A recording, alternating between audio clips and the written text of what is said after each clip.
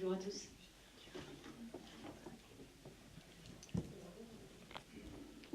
Assis à vos noms, oui, c'est bien. Très bien. Alors, je vais me présenter moi-même juste pour qu'on sache à qui on s'adresse les uns les autres. Ce sera bien que quand vous prenez le micro aussi, vous puissiez systématiquement dire d'où vous parlez, parce que c'est intéressant, je trouve. Donc moi, je suis Perrine Boutin. J'ai fait une thèse sur l'éducation au cinéma en particulier.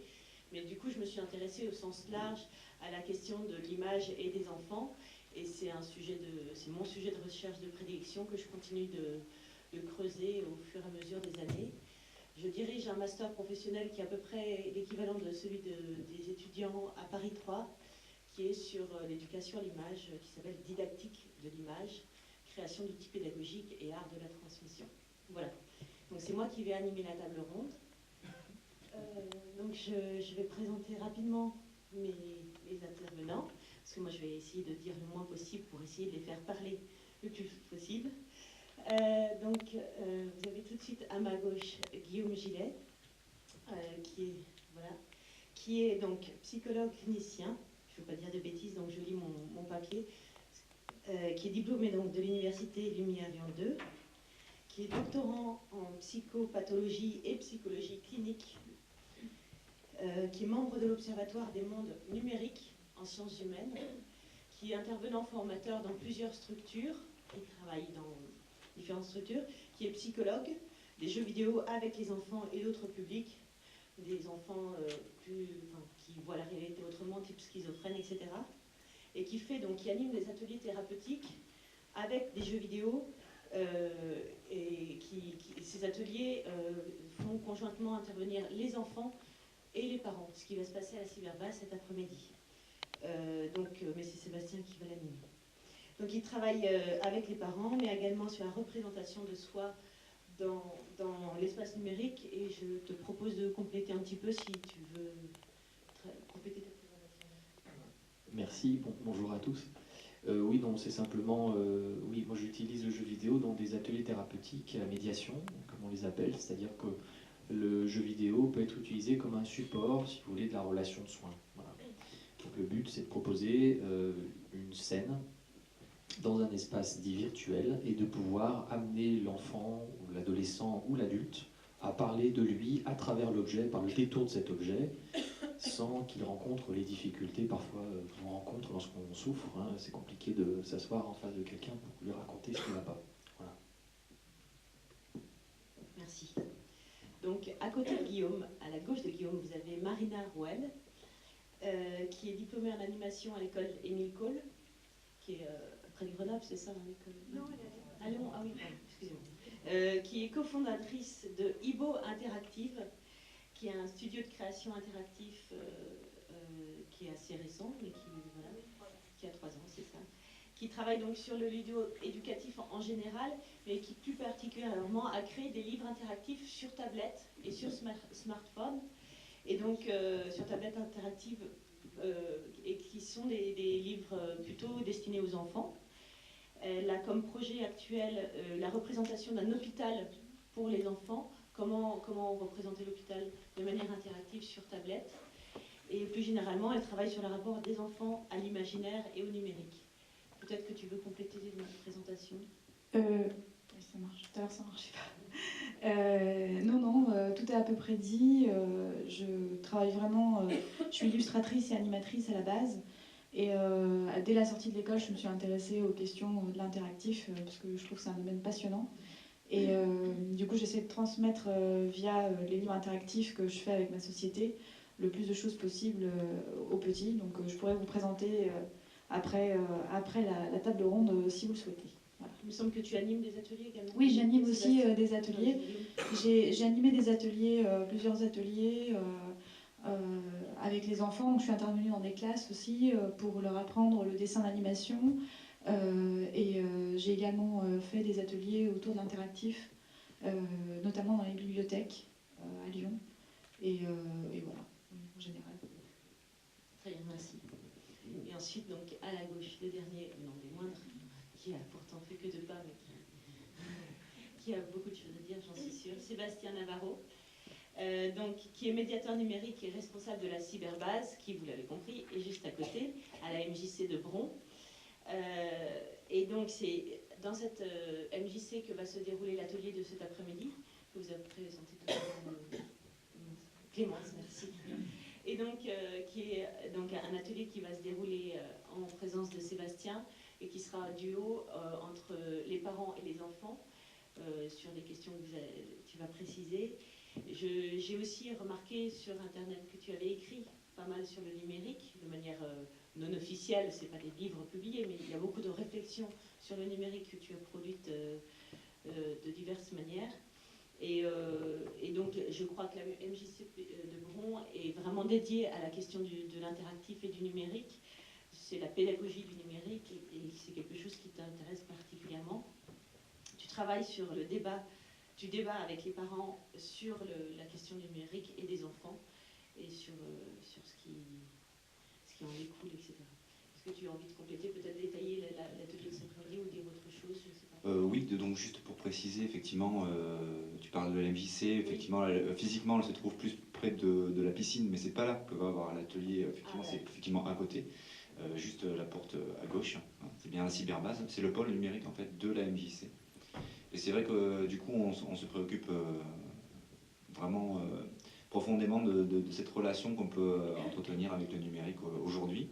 Et c'est notre raison d'être en fait, voilà, de faire de la médiation numérique, c'est d'être là pour le citoyen, aider à mieux vivre cette relation avec le numérique qui est très très présent dans nos vies aujourd'hui. Voilà, pour l'atelier de cet après-midi, effectivement, c'est quelque chose qui a été prévu pour entamer un dialogue entre le parent et l'enfant. Donc, si vous y venez ou si vous invitez des gens à y venir, c'est encore mieux s'il y a vos enfants ou des enfants en tout cas. Voilà, et nous, on a mis en place effectivement un parcours d'atelier, du rétro gaming, donc des vieux jeux vidéo, et également un atelier où on va visionner des vidéos et réagir, et un autre où on va se questionner sur la place des écrans dans la maison. Voilà, donc vous serez les bienvenus pour ça. Juste voilà, une précision par rapport à au travail que je peux faire au jour le jour. Pour la MJC de Bron, effectivement, c'est que nous formons également professionnellement, par exemple, les professionnels de médiathèque qui s'intéressent à la question du numérique et du jeu vidéo plus spécifiquement. Donc on est amené à former les gens dans la région, jusqu'à Valence, à Bourg-en-Bresse, etc. Les animateurs, les acteurs sociaux en tout cas, qui souhaitent s'emparer de cet outil. Parce que ça peut être un outil pédagogique, effectivement. Voilà, et nous, on travaille en tout cas pour que les professionnels soient formés à utiliser aussi cet outil. Merci. Très bien. Donc on est parti ensemble pour 2 heures de table ronde sur la question, vous l'aurez compris, à force de l'avoir répété à peu près plusieurs fois dans chaque présentation, sur la question du numérique et des enfants. L'idée est que ce soit une table ronde un peu vivante, donc si vous avez envie d'intervenir sur une question précise que soulève un des intervenants, n'hésitez pas à lever la main. L'idée est que la parole circule entre nous tous. Évidemment qu'on va écouter spécialement nos professionnels qui sont là et nos chercheurs, mais voilà, n'hésitez pas, parce que vous-même dans la salle, je sais qu'il y a un certain nombre d'entre vous qui sont des professionnels de cette question-là, des enfants et des écrans, et donc c'est intéressant aussi d'avoir votre parole pour peut-être alimenter, enrichir et approfondir le débat. Donc n'hésitez pas à intervenir vraiment d'emblée. Il y aura une demi-heure à la fin qui sera consacrée essentiellement aux questions générales, enfin plus voilà, mais c'est mieux que la parole circule. Tout d'abord, voilà. Donc j'avais préparé une petite introduction rapide. Donc vous le savez tous, on est aujourd'hui confronté à un bouleversement qui est de l'ordre de la révolution pour certains d'entre des chercheurs qui en parlent. Donc une sorte de bouleversement lié au développement spectaculaire des outils numériques. Et on va très rapidement définir ce qu'on entend par numérique, parce qu'il faut qu'on soit d'accord aussi sur le terme qu'on emploie. Donc cette révolution, On peut parler de révolution culturelle. Tout à l'heure, Marc disait qu'on parle de la culture plus généralement ici, dans ces débats qui ouvrent les rencontres, les droits pour des rencontres. Et donc voilà, on est dans une révolution culturelle liée au numérique, aussi importante que celle qui a vu l'apparition de l'écriture, l'apparition de l'imprimerie. On est vraiment à cette époque-là charnière. Et donc, à chaque grande innovation technique, il y a forcément des optimistes, forcément des pessimistes, des technophiles convaincus, des technophobes qui vont, voilà, on va en parler sans doute aussi, de ces schismes-là, de ces clivages que crée le numérique. Et donc les enfants qui sont nés au tournant du XXe et du XXIe siècle, à partir des années 90, sont appelés les natifs digitaux. C'est un terme un peu barbare, mais qui vient de l'anglais digital native, qui veut dire donc que ce sont des enfants qui sont nés avec ces outils numériques dans les mains. Michel Serres, qui est un technophile convaincu, qui a écrit un livre en 2012, parle de petites poussettes, parce que ce sont des enfants qui ont le pouce très agile, qui permet de toucher tous les écrans de manière beaucoup plus agile que nous avons l'habitude de le faire, nous qui sommes plus vieux. Donc voilà, ces natifs digitaux, ces enfants qui sont nés avec le numérique, ont-ils évolué? Qu'est-ce que c'est que cette révolution? Quel est l'impact de cette révolution sur eux? C'est la question qu'on va se poser lors de cette table ronde. Donc l'idée, c'est de faire le point sur ce que l'on sait grâce à vos expériences professionnelles, grâce à vos recherches également, qui sont liées évidemment quand vous avez fait la pratique, vous avez évidemment réfléchi sur votre pratique. Voilà, donc il y a ce mélange entre recherche et activité professionnelle qui permet de réfléchir sur cette question-là. Le petit papier qui vous a été donné à l'entrée de cette conférence en parle, et ils disent que donc il s'agit de réfléchir sur l'acquisition d'une sagesse numérique. J'ai beaucoup aimé ce terme, je ne sais pas qui l'a écrit, qui l'a inventé. Donc cette sagesse numérique, c'est une façon d'appréhender le numérique comme un acte réfléchi et posé, et de comprendre comment la pensée se forme face à cette multiplicité des écrans. Voilà, alors multiplicité des écrans, tout de suite justement pour se mettre d'accord sur qu'est-ce qu'on entend par multiplicité des écrans, par qu'est-ce que veut dire que ces écrans, ce numérique qui veut tout dire et rien dire. J'avais l'idée de passer la parole tout de suite à Guillaume Gillet qui va vous préciser un petit peu ce qu'on entend pour qu'on se mette à peu près d'accord sur ce terme-là de numérique qu'on emploie un peu tous azimuts. Voilà, donc je te laisse la parole. Merci. Alors, moi, j'ai pas préparé un truc très très linéaire parce que je crois que ce qui est important, c'est que ça soit interactif aussi. Donc, si vous avez des questions, des réactions, je pense que c'est important de en faire profiter la salle. Alors, cette question du numérique, moi, je pense qu'elle pose la question de l'histoire. Les difficultés que nous avons autour de ce qu'on appelle le numérique aujourd'hui, et je pense, on parlait de la multiplicité des écrans, dans leur omniprésence. Cette multiplicité, elle induit une crainte, notamment du fait de la difficulté que nous avons à inclure les objets numériques, les objets technologiques, dans une trame historique, culturelle, suffisamment éprouvée dans le temps, et approuvée, on pourrait dire, par des instances étatiques, y compris par, on pourrait dire, les grands penseurs. La difficulté liée aux écrans, c'est que la plupart des praticiens de terrain, qu'ils soient dans le domaine de la psychologie, qu'on soit dans le domaine de l'éducation aussi, puisque j'interviens auprès d'éducateurs ou de parents d'élèves, voire d'enseignants, la difficulté, c'est qu'on est dans un changement de modèle qui se fait extrêmement rapidement aujourd'hui et qui fait de chacun de nous des vieux avant l'âge.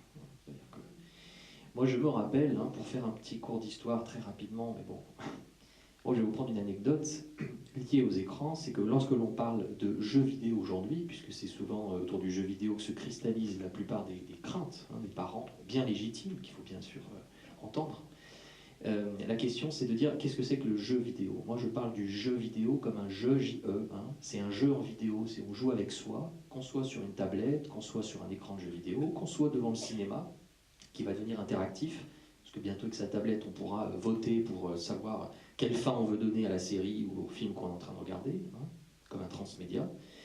Mais il y a aussi la question finalement de comment ça se passait il y a 10 ans. Essayons de nous rappeler comment on faisait il y a même 10 ans, quand nous n'avions pas les téléphones portables, etc.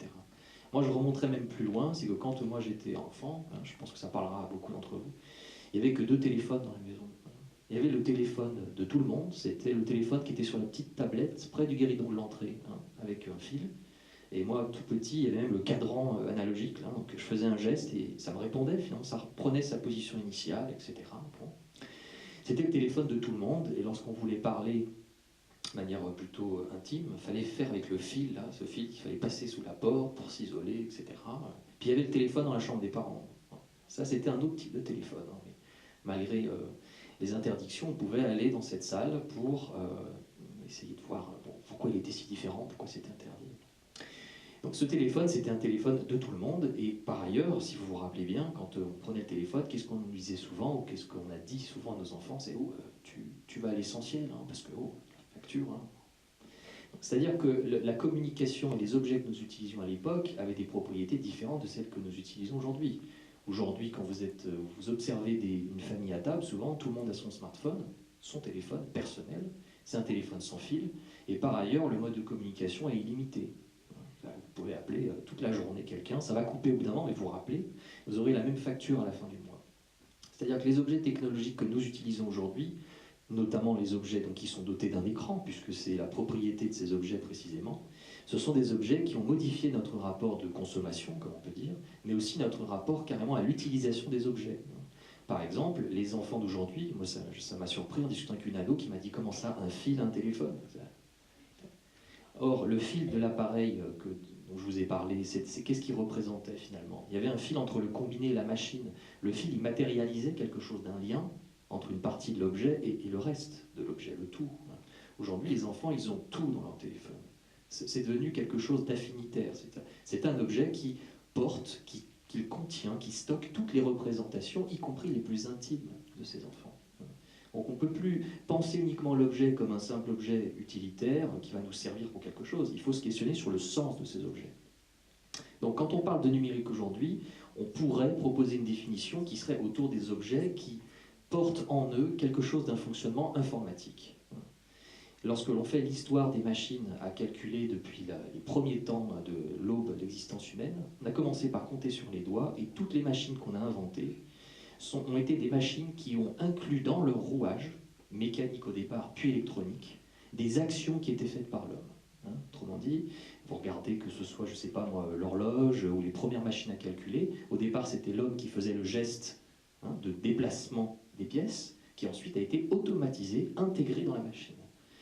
On arrive aujourd'hui avec les écrans, que ce soit dans le jeu vidéo, sur Internet, sur les téléphones, avec des petites représentations de soi, vous voyez, des avatars, ou des petits smileys. Quand on a envie de sourire à quelqu'un, on fait un petit code, et puis il y a une petite figure qui sourit. On peut transmettre en plus une émotion, en plus du message. Bon. Ces smileys, ce sont les héritiers, les descendants, on pourrait dire, de ces machines qui intègrent quelque part cette dimension humaine. Autrement dit, toutes les machines technologiques que nous utilisons, et les enfants l'ont bien compris, ce sont des machines qui concrétisent, qui représentent de l'humain, cristallisé, figé dans le temps. Si on se positionne comme ça, on peut comprendre dans ce cas que les objets techniques sont au même titre que les autres objets, et je pense notamment les objets dotés d'un écran, des objets qui méritent notre attention et une réflexion sur le sens qu'on y met. Le sens qu'on met dans leur construction, quels sont les modèles qu'on utilise pour les fabriquer, quelles sont les idéologies sous-jacentes, mais également quel est le mode d'utilisation du monde qu'il véhicule. Quand on utilise un objet, l'objet aussi a un effet sur nous. Donc je pense que ça c'est important, c'est de vraiment questionner, est-ce que finalement ce qu'on remarque aujourd'hui de l'inquiétude que l'on a vis-à-vis de ces objets technologiques, est-ce que c'est un mouvement qui est tout à fait légitime, ou est-ce que c'est un mouvement tout à fait naturel plutôt face à un changement de modèle? Les écrans aujourd'hui ont modifié notre rapport au monde, aux autres et au savoir. Et je pense que ça, si on part de ce constat, je veux dire, pour ceux qui travaillent auprès d'enfants, ça paraît évident. Si on part de ce constat, alors dans ce cas, on peut essayer de repenser, sans tout jeter à la poubelle, mais repenser certains modèles. Alors, ce qui est important de comprendre aujourd'hui, lorsque l'on parle de numérique, c'est qu'on voit très bien que le mode d'apprentissage des enfants, puisque c'est le thème d'aujourd'hui, les enfants et les écrans, ce mode d'apprentissage, c'est davantage spatialisé. Jusque dans les années 80, les objets technologiques incluaient toujours une dimension de continuité avec le livre. C'est-à-dire que même la bande magnétique, on a tous eu la cassette audio, il fallait mettre le stylo dedans pour remonter la bande. Bon. elle maintenait un lien de continuité, d'analogie avec quelque chose de plutôt linéaire, qui correspond aussi à la manière dont on apprenait les choses. On apprenait les choses une à la fois, parce qu'on apprend aux enfants. Il faut attendre, il faut faire les choses étape par étape.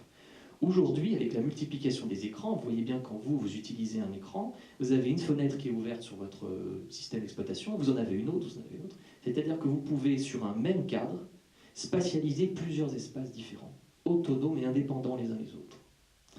Ce mode de construction en étoile, on pourrait dire, a aussi un impact sur la manière dont les enfants se développent et apprennent. Les enfants d'aujourd'hui ont une difficulté de concentration au long cours. Vous leur donnez un exercice sur 2 heures, où vous faites des devoirs avec eux, vous avez l'impression qu'ils ont du mal à se concentrer. Ce qu'on remarque en fait, c'est que le mode de construction des enfants n'est plus le mode que nous avions, nous, l'habitude d'avoir intégré, c'est-à-dire on fait les choses dans l'ordre, on peut se concentrer longtemps dans le temps, et ça va marcher. Non. Aujourd'hui, les enfants, ils restent 3/4 d'heure concentrés, et ils ont besoin ensuite, tac, de diffracter leur attention, où ils sont obligés d'utiliser un nouveau mode. C'est plus une attention qui est focalisée, c'est une attention qui est diffractée. Donc ce qui compte finalement, ce n'est pas de réussir les choses au fond, c'est de pouvoir toucher à tout en même temps. Alors après, on peut ne pas être d'accord avec ce modèle, ou l'idéologie qui est sous-jacente, mais ce qu'il faut savoir aujourd'hui, c'est que ce modèle qui s'impose par les écrans, et notamment par le jeu vidéo, c'est un modèle qu'on attend aussi dans les entreprises.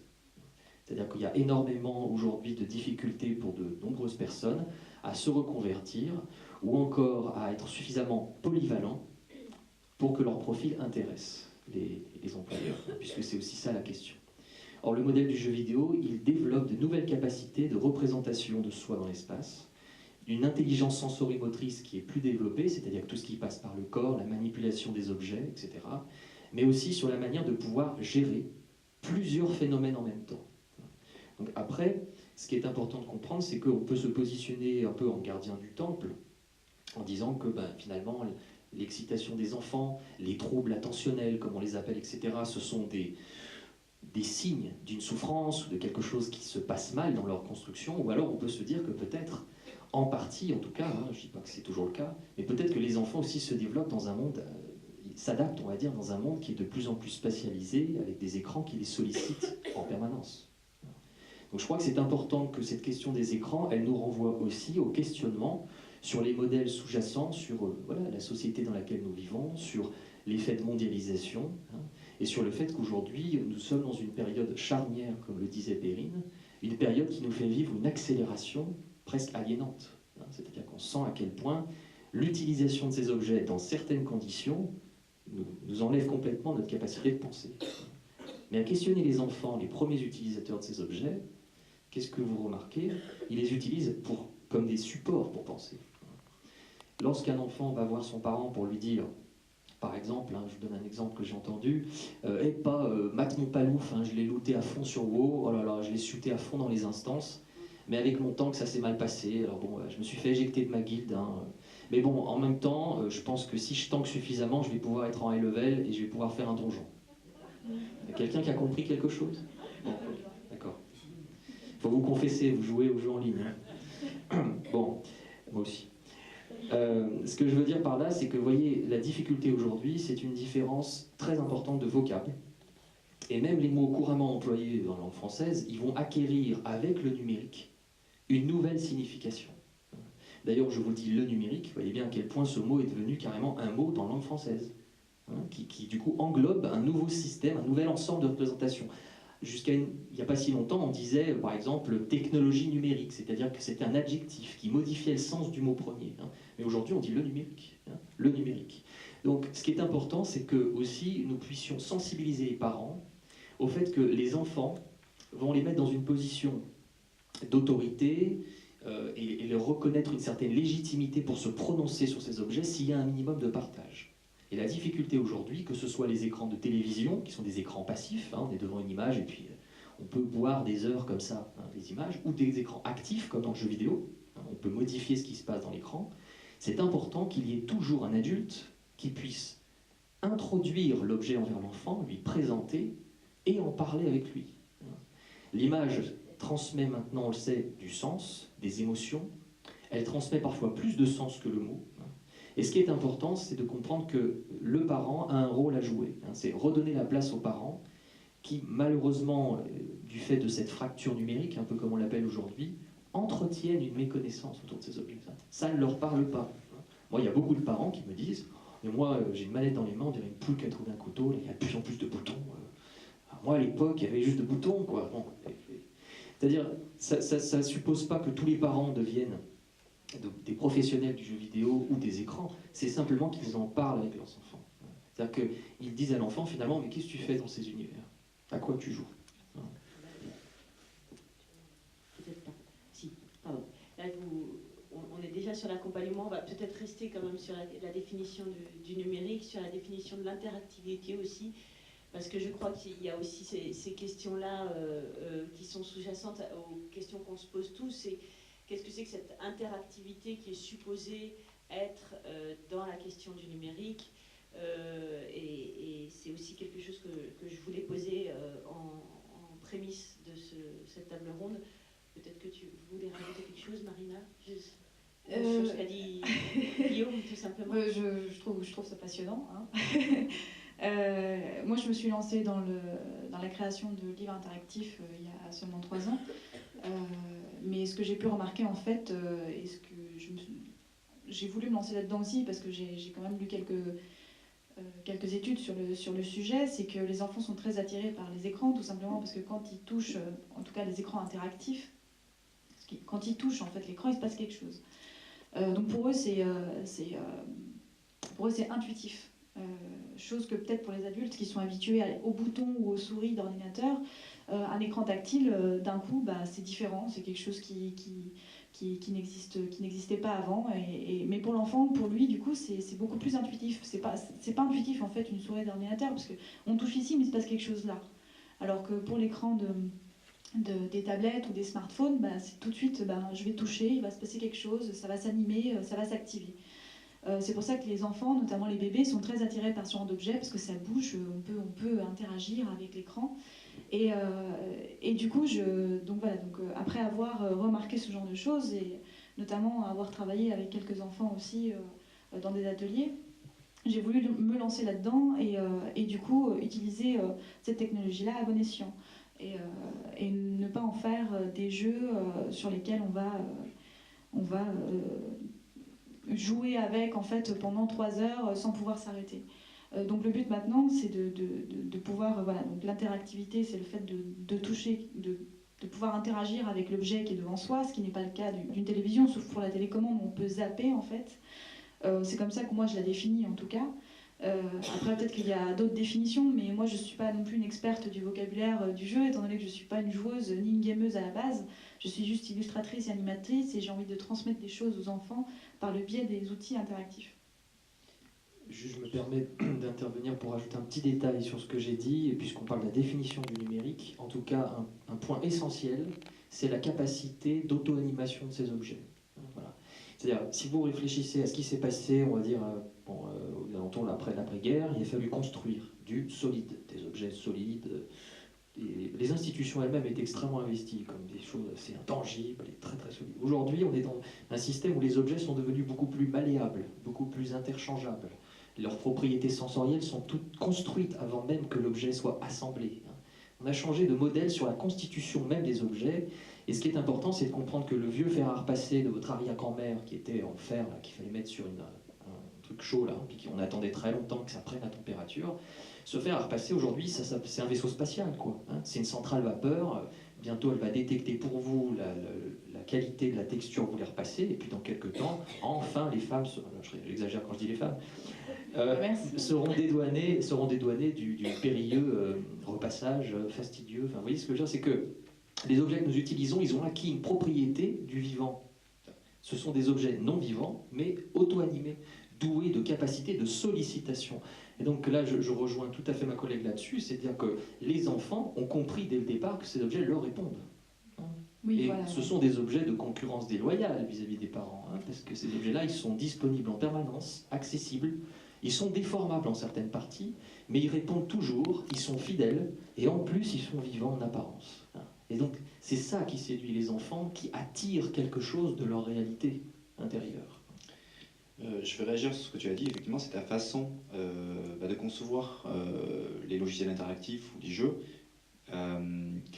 qui est à l'inverse en fait des principes même de la conception de jeux vidéo tel qu'il est en tout cas pratiqué aujourd'hui au niveau commercial.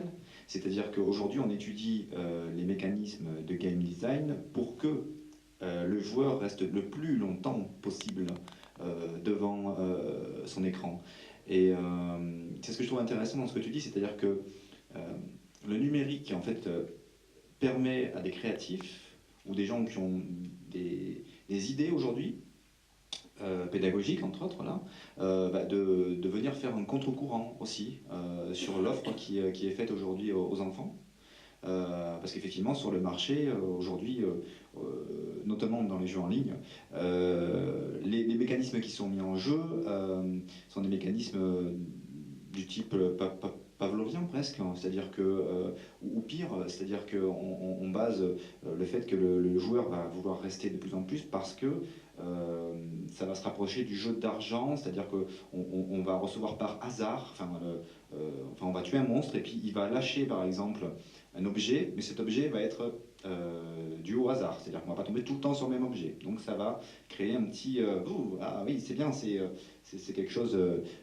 Voilà. Ce mécanisme-là, par exemple, que je ne sais pas expliquer psychologiquement, effectivement, comme tu pourrais le faire, mais eh bien, il fait que le joueur va vouloir tout le temps revenir en fait et ne jamais s'ennuyer. Voilà, dans le jeu, et ce qui va accentuer en fait la notion de temps dont tu parlais, sur laquelle je voulais réagir. Voilà. Oui.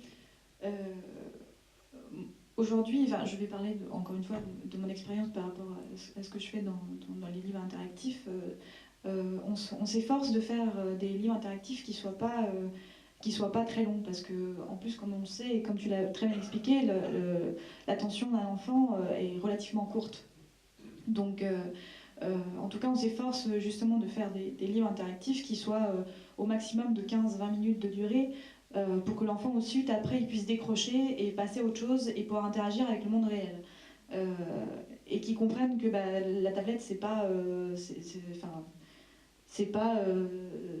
non plus la source de toute son attention, qu'il puisse se focaliser sur d'autres choses.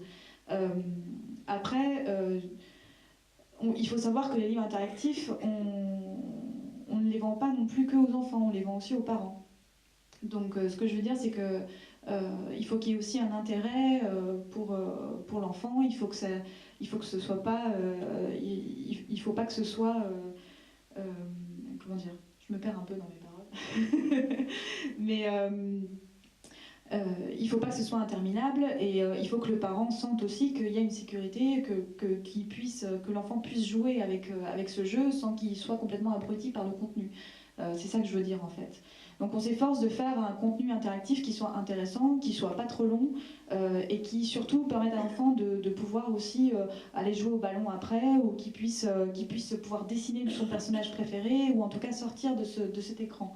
Je suis même aujourd'hui en train d'étudier la question de faire un livre interactif qui puisse interagir avec un objet livre, donc un vrai objet livre qui va être commercialisé, et pouvoir passer de l'écran à l'objet réel en fait.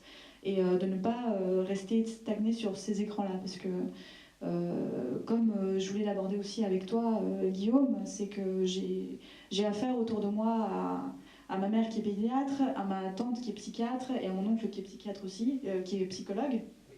Donc j'étudie, ces questions-là, je les travaille beaucoup avec eux aussi, j'interagis avec eux, et je leur ai demandé de quelle façon les écrans jouent sur le développement du cerveau, en tout cas des enfants, quoi.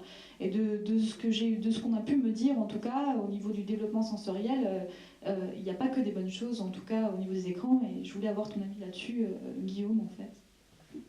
Merci beaucoup Marina, c'était ma question. C'est parfait. La question suivante serait, quel serait l'impact du numérique dans le développement intellectuel de l'enfant? Vous avez une question également, monsieur? En fait, moi, j'ai pas une question. En fait. Attendez, on va vous faire passer le micro et vous allez vous présenter, s'il vous plaît.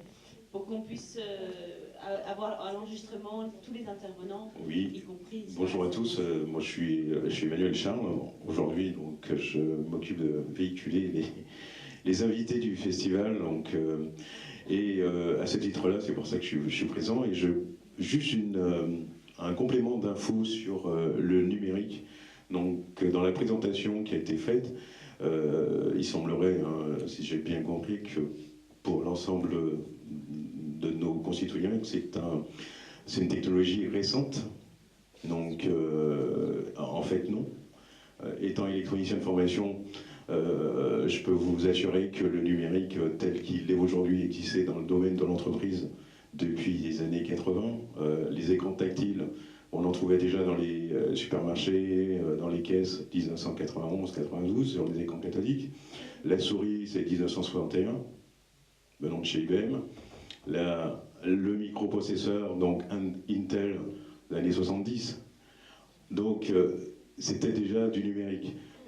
Aujourd'hui, ce qui fait la différence, c'est que tous ces produits qui sont devenus faciles à fabriquer, donc coûtent peu cher, sont arrivés dans le domaine du public. Mais nous, professionnels, nous étions déjà numérisés depuis déjà plus de 30 ou 40 ans. Donc ça, je pense qu'il faut aussi le mentionner. Oui, ça, vous avez raison.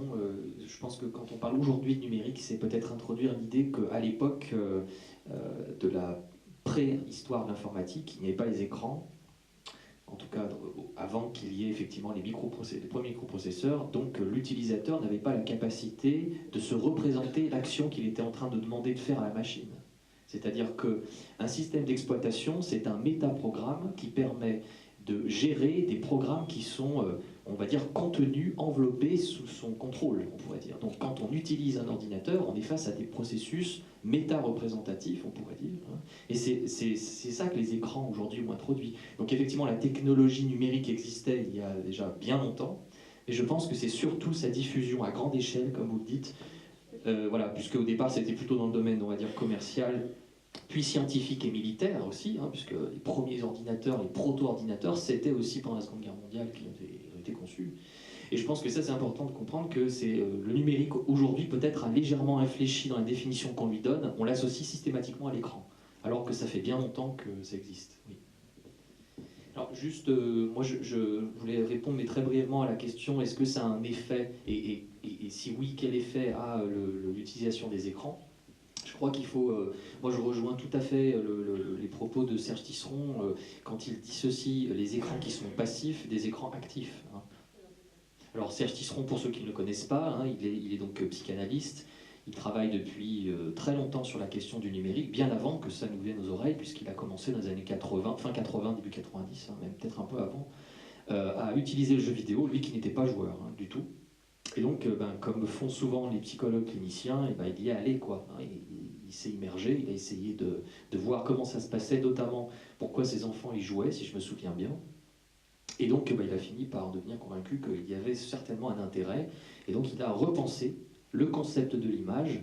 Donc, bien entendu, les travaux aujourd'hui ont une portée assez importante, puisque ça nous permet de modifier notre façon d'aborder même le travail thérapeutique hein, avec les écrans. Alors, Serge Tisseron distingue bien les écrans passifs des écrans actifs. Les écrans passifs, c'est les écrans de la télévision, c'est des écrans devant lesquels nous sommes dans une position, on pourrait dire, proche du rêve. On est devant, on est immobile, on n'est pas allongé pour le coup, mais quand même, et on est face à un écran. Alors c'est un écran du rêve un peu verticalisé, si vous voulez, hein, puis, voilà, puis alors du coup on voit des images, mais on n'a pas de prise dessus, on n'a pas de pouvoir de les manipuler, de les transformer. Les écrans actifs, ce sont les écrans qu'on trouve dans le numérique, en général, hein, c'est-à-dire le jeu vidéo, le smartphone, tous les écrans qui permettent un degré d'interaction de l'utilisateur sur le contenu. Or, on sait aujourd'hui, il y a beaucoup d'études qui ont été faites, et notamment l'Académie des sciences a rendu son verdict, si je puis dire, dans un livre qui s'appelle précisément « Les enfants, les écrans ». On sait que tous les écrans passifs, avant 2 ans, et même jusqu'à 4 ans, hein, laisser comme ça un enfant devant, ça a des effets presque assez graves, on pourrait dire, hein, de retard mental, de difficulté d'accès ensuite au langage verbal, etc. Mais bon, comme beaucoup d'autres objets, hein, les enfants qui sont laissés comme ça des heures devant un écran, ça a un effet effectivement, on peut dire, négatif sur le développement. Il marche ou pas? effectivement, mais pourquoi en fait parce que bon, de ce que j'ai pu comprendre aussi, si ça a cet effet-là, c'est parce que l'enfant n'a pas de rapport humain en fait. Il a un rapport juste à l'écran et en fait, il n'y a pas d'apprentissage du langage par un adulte, il n'y a pas d'interaction envers d'autres adultes ou d'autres enfants. Il y a juste l'écran en fait avec lequel il peut interagir. Et ma tante aussi me donnait l'exemple de mon petit cousin qui, bon, on est issu d'une famille d'Amérique latine et il y a notamment d'Argentine, et là-bas la télévision, le langage en fait de la télévision, il reprend, c'est pas le même accent en fait en Argentine que dans les autres pays. Donc en fait quand à la télévision il y a une émission télévisée, un dessin animé ou quelque chose comme ça, ils ont une façon de parler qui est différente du langage courant qui est dans le pays. Ils ont un accent qui est différent, une façon de s'exprimer qui est différente. Et les enfants, en fait, commencent à parler exactement comme ce qu'ils entendent. Ils commencent à parler, à avoir cet accent-là, celui qu'ils entendent à la télévision. Et du coup, ça génère quand même une problématique qui dit que les enfants, ils vont reproduire exactement ce qu'ils voient. Donc ce qu'ils voient à la télévision, ils le reproduisent aussi. Et ce n'est pas les coutumes, ce n'est pas par exemple, ils vont pas prendre exemple sur l'adulte, ils vont prendre exemple sur le petit garçon qui a à la télé. Et du coup, ça remet en cause pas mal de choses au niveau du développement, je pense aussi, de l'enfant, quoi. Alors, il y a deux choses à distinguer, à mon avis. D'abord, il faut distinguer les effets sur le plan cérébral, enfin, du développement de l'enfant. Et puis ensuite, il y a, on pourrait dire, des difficultés d'ordre culturel, voyez, puisque les objets numériques, on va dire le jeu vidéo, le jeu en vidéo, tous les écrans, c'est un merveilleux outil de colonisation culturelle. Hein, c'est-à-dire que à faire jouer les enfants avec ces objets, on peut bien entendu, sous couvert de jeu, leur faire passer effectivement des mécaniques de pensée, hein, des façons de faire, des physionomies de pensée, qui vont bien entendu les influencer, hein, si ce n'est pas repris par un adulte, si ça n'est pas discuté et mis en perspective. Bon. Mais pour prendre le premier point, on sait aujourd'hui que tout ce qui est effectivement écran passif, ça a un effet de retard sur la représentation de soi, sur les dessins que les enfants vont faire, la manière dont ils vont construire. Hein, on a à peu près aujourd'hui, pas étalonné, mais on sait à peu près le niveau de complexité que peuvent atteindre les enfants quand ils dessinent en fonction des âges. Et on sait que le dessin, c'est une projection hein, de la représentation qu'ils ont d'eux. Hein. Donc ça, on sait que c'est un effet délétère. En revanche, on sait que ce qui est important dès les premiers âges de la vie, c'est d'être suffisamment dans l'illusion que le monde environnant réagit au doigt et à l'œil. Or, dans les écrans justement du jeu vidéo, l'enfant il est à la fois acteur, spectateur, metteur en scène de ce qui se passe. Autrement dit, il est tout à fait dans l'illusion que l'environnement dans lequel il est, hein, mais qui n'est pas sans cadre, hein, puisqu'un écran c'est une forme de cadre, hein, que ce secteur-là, ce moment-là, c'est un moment où il revit quelque part cette illusion qu'il peut faire un petit peu tout ce qu'il veut. En réalité, il est obligé de se soumettre, bien entendu, à ce qu'on appelle le gameplay, la jouabilité. C'est des règles qu'impose le jeu pour pouvoir jouer. C'est-à-dire que d'emblée, il faut s'appareiller à la machine, et il faut se soumettre à certaines règles pour pouvoir réaliser ce qui est proposé dans le jeu. Et donc, ce qu'on sait, c'est que d'une part, dans le jeu vidéo, il a la capacité de pouvoir avoir l'illusion que par exemple, ceux qui jouent avec les caméras, vous avez déjà vu la Wii, tout ça, la Kinect, quand on bouge le bras, le personnage bouge le bras pareil. Donc, c'est des patients, moi, avec lesquels j'ai travaillé, qui étaient vraiment stupéfaits de voir que le monde, du coup, pour une fois, peut-être répondait tout à fait à leurs gestes. Mais ensuite, dans le jeu, on voit bien qu'il y a une forme de résistance. Dans un jeu, il y a toujours un arrière-fond. C'est le paysage, le ciel lointain, la mer, hein, la montagne, etc. Il y a toujours un arrière-fond qu'on ne peut pas atteindre, qui n'est pas destructible. Autrement dit, dans le jeu, on peut à la fois éprouver énormément de plaisir à faire un peu tout ce qu'on veut, hein, mais en même temps, il y a une résistance interne. On peut casser certains éléments du décor, mais ça va nous résister. Or, on sait également que dans le développement psychique, on va dire, des enfants, cette question de la survie, hein, la survie du lien avec l'autre, avec l'environnement, est une question cruciale. Donc il y a un certain nombre d'enfants qui vont plutôt jouer aux jeux vidéo, parce que précisément, ils vont transférer sur ces objets des choses qui peut-être sont un peu plus compliquées à remettre directement en jeu avec leur environnement proche, vivant. Ça, c'est une première chose. La deuxième chose par rapport à la culture, je pense que voilà, on est aussi dans un système aujourd'hui de culture qui tend à se mondialiser, à s'uniformiser. Hein, donc, peut-être proche même par moment d'un schéma totalitaire, hein, comme certains le soulignent. Donc je pense que c'est important de pouvoir discuter avec l'enfant sur ces écarts entre la manière dont on se parle dans la famille à cet endroit-là, et puis ce qu'il voit de l'écran qui lui donne des indications sur l'extérieur. C'est-à-dire que ces catégories ont pris une autre forme, mais quelque part, on peut discuter avec lui sur voilà, les différences qu'il peut observer. Je pense que la plupart des parents, malheureusement, comme ça ne leur parle pas et qu'ils se sentent pris de court, de vitesse, n'arrivent pas à avoir suffisamment de recul pour dire, bon, c'est pas dramatique, bon, il apprend des choses, il découvre un ailleurs en dehors de mon regard. Mais ensuite, bon, je peux en parler avec lui et essayer de voir comment ça se passe. Et donc, si les parents restent complètement à distance de ces objets, ils vont quelque part transmettre le message à l'enfant que ce qui l'intéresse, par exemple, dans ce dessin animé ou dans ce jeu en ligne, ça n'est pas quelque chose qui est valorisé culturellement pour eux. Hein, que du coup, s'il utilise des canaux de communication, des objets qui sont valorisés par le parent, là, le lien s'établira. Si par contre, il leur présente un personnage ou une série, etc., manifestement pas très intellectuel, on pourrait dire, hein, alors le parent d'un coup va soit botter en touche, soit être dans une position un peu de disqualification de l'investissement de l'enfant.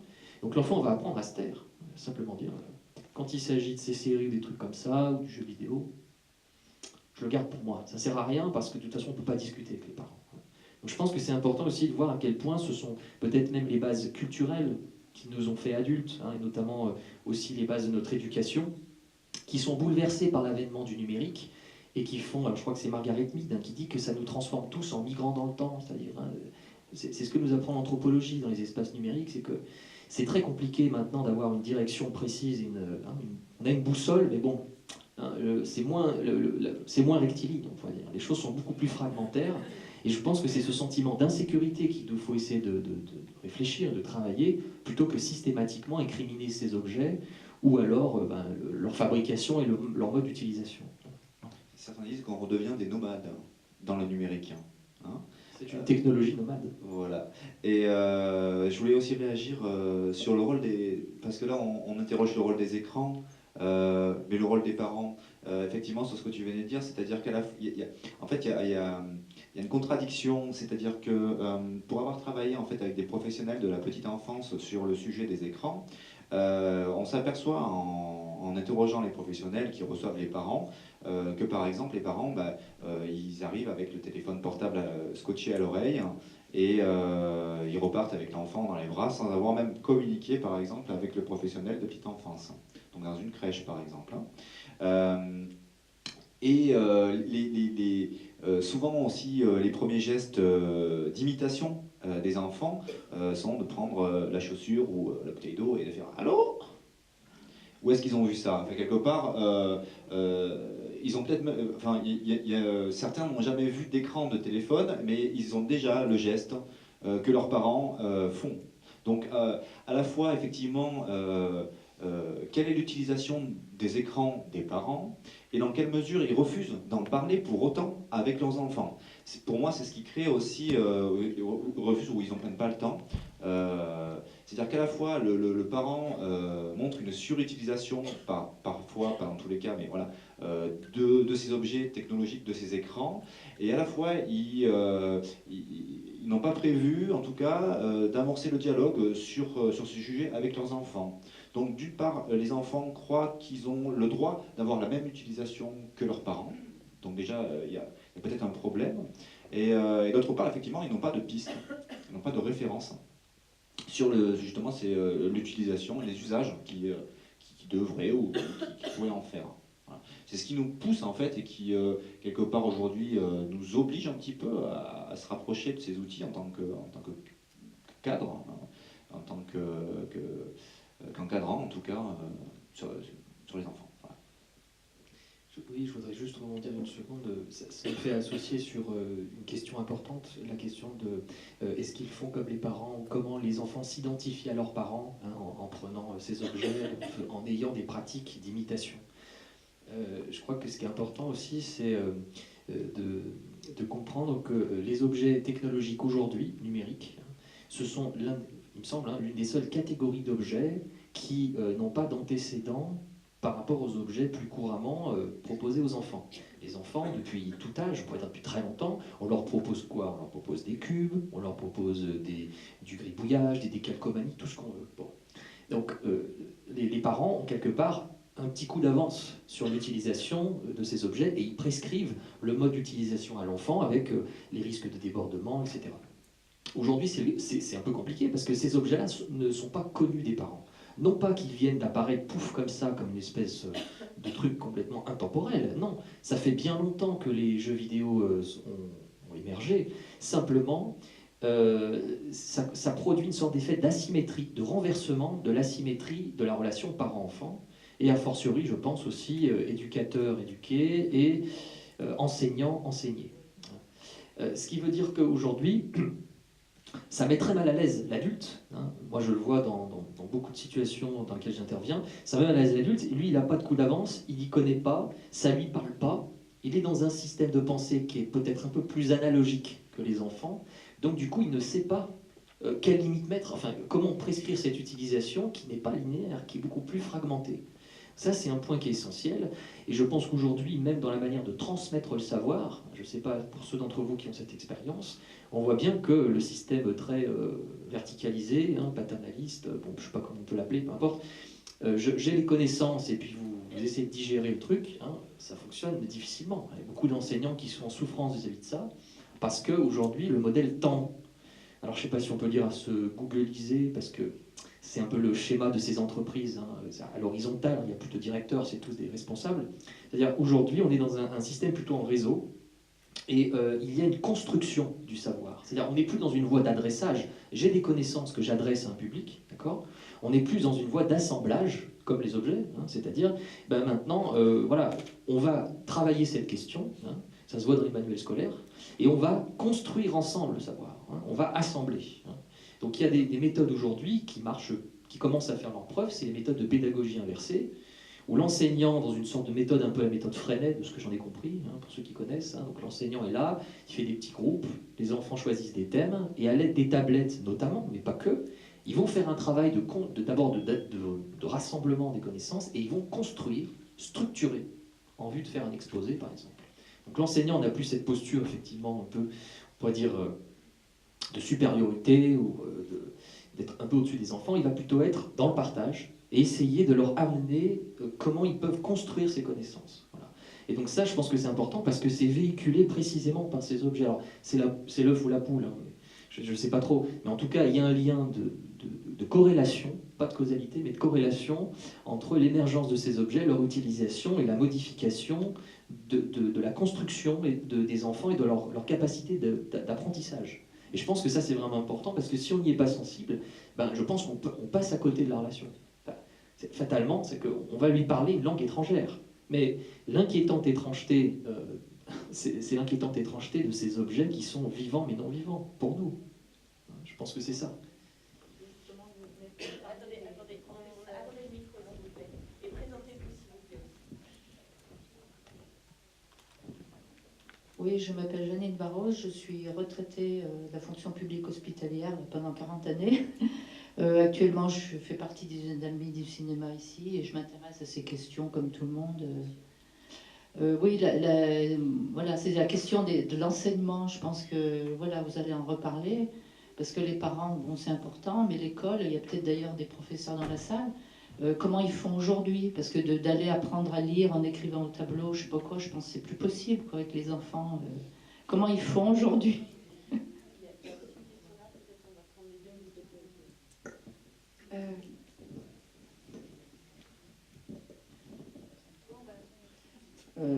Juliette, donc je travaille pour le GRAC et puis voilà, je suis aussi maman d'enfant.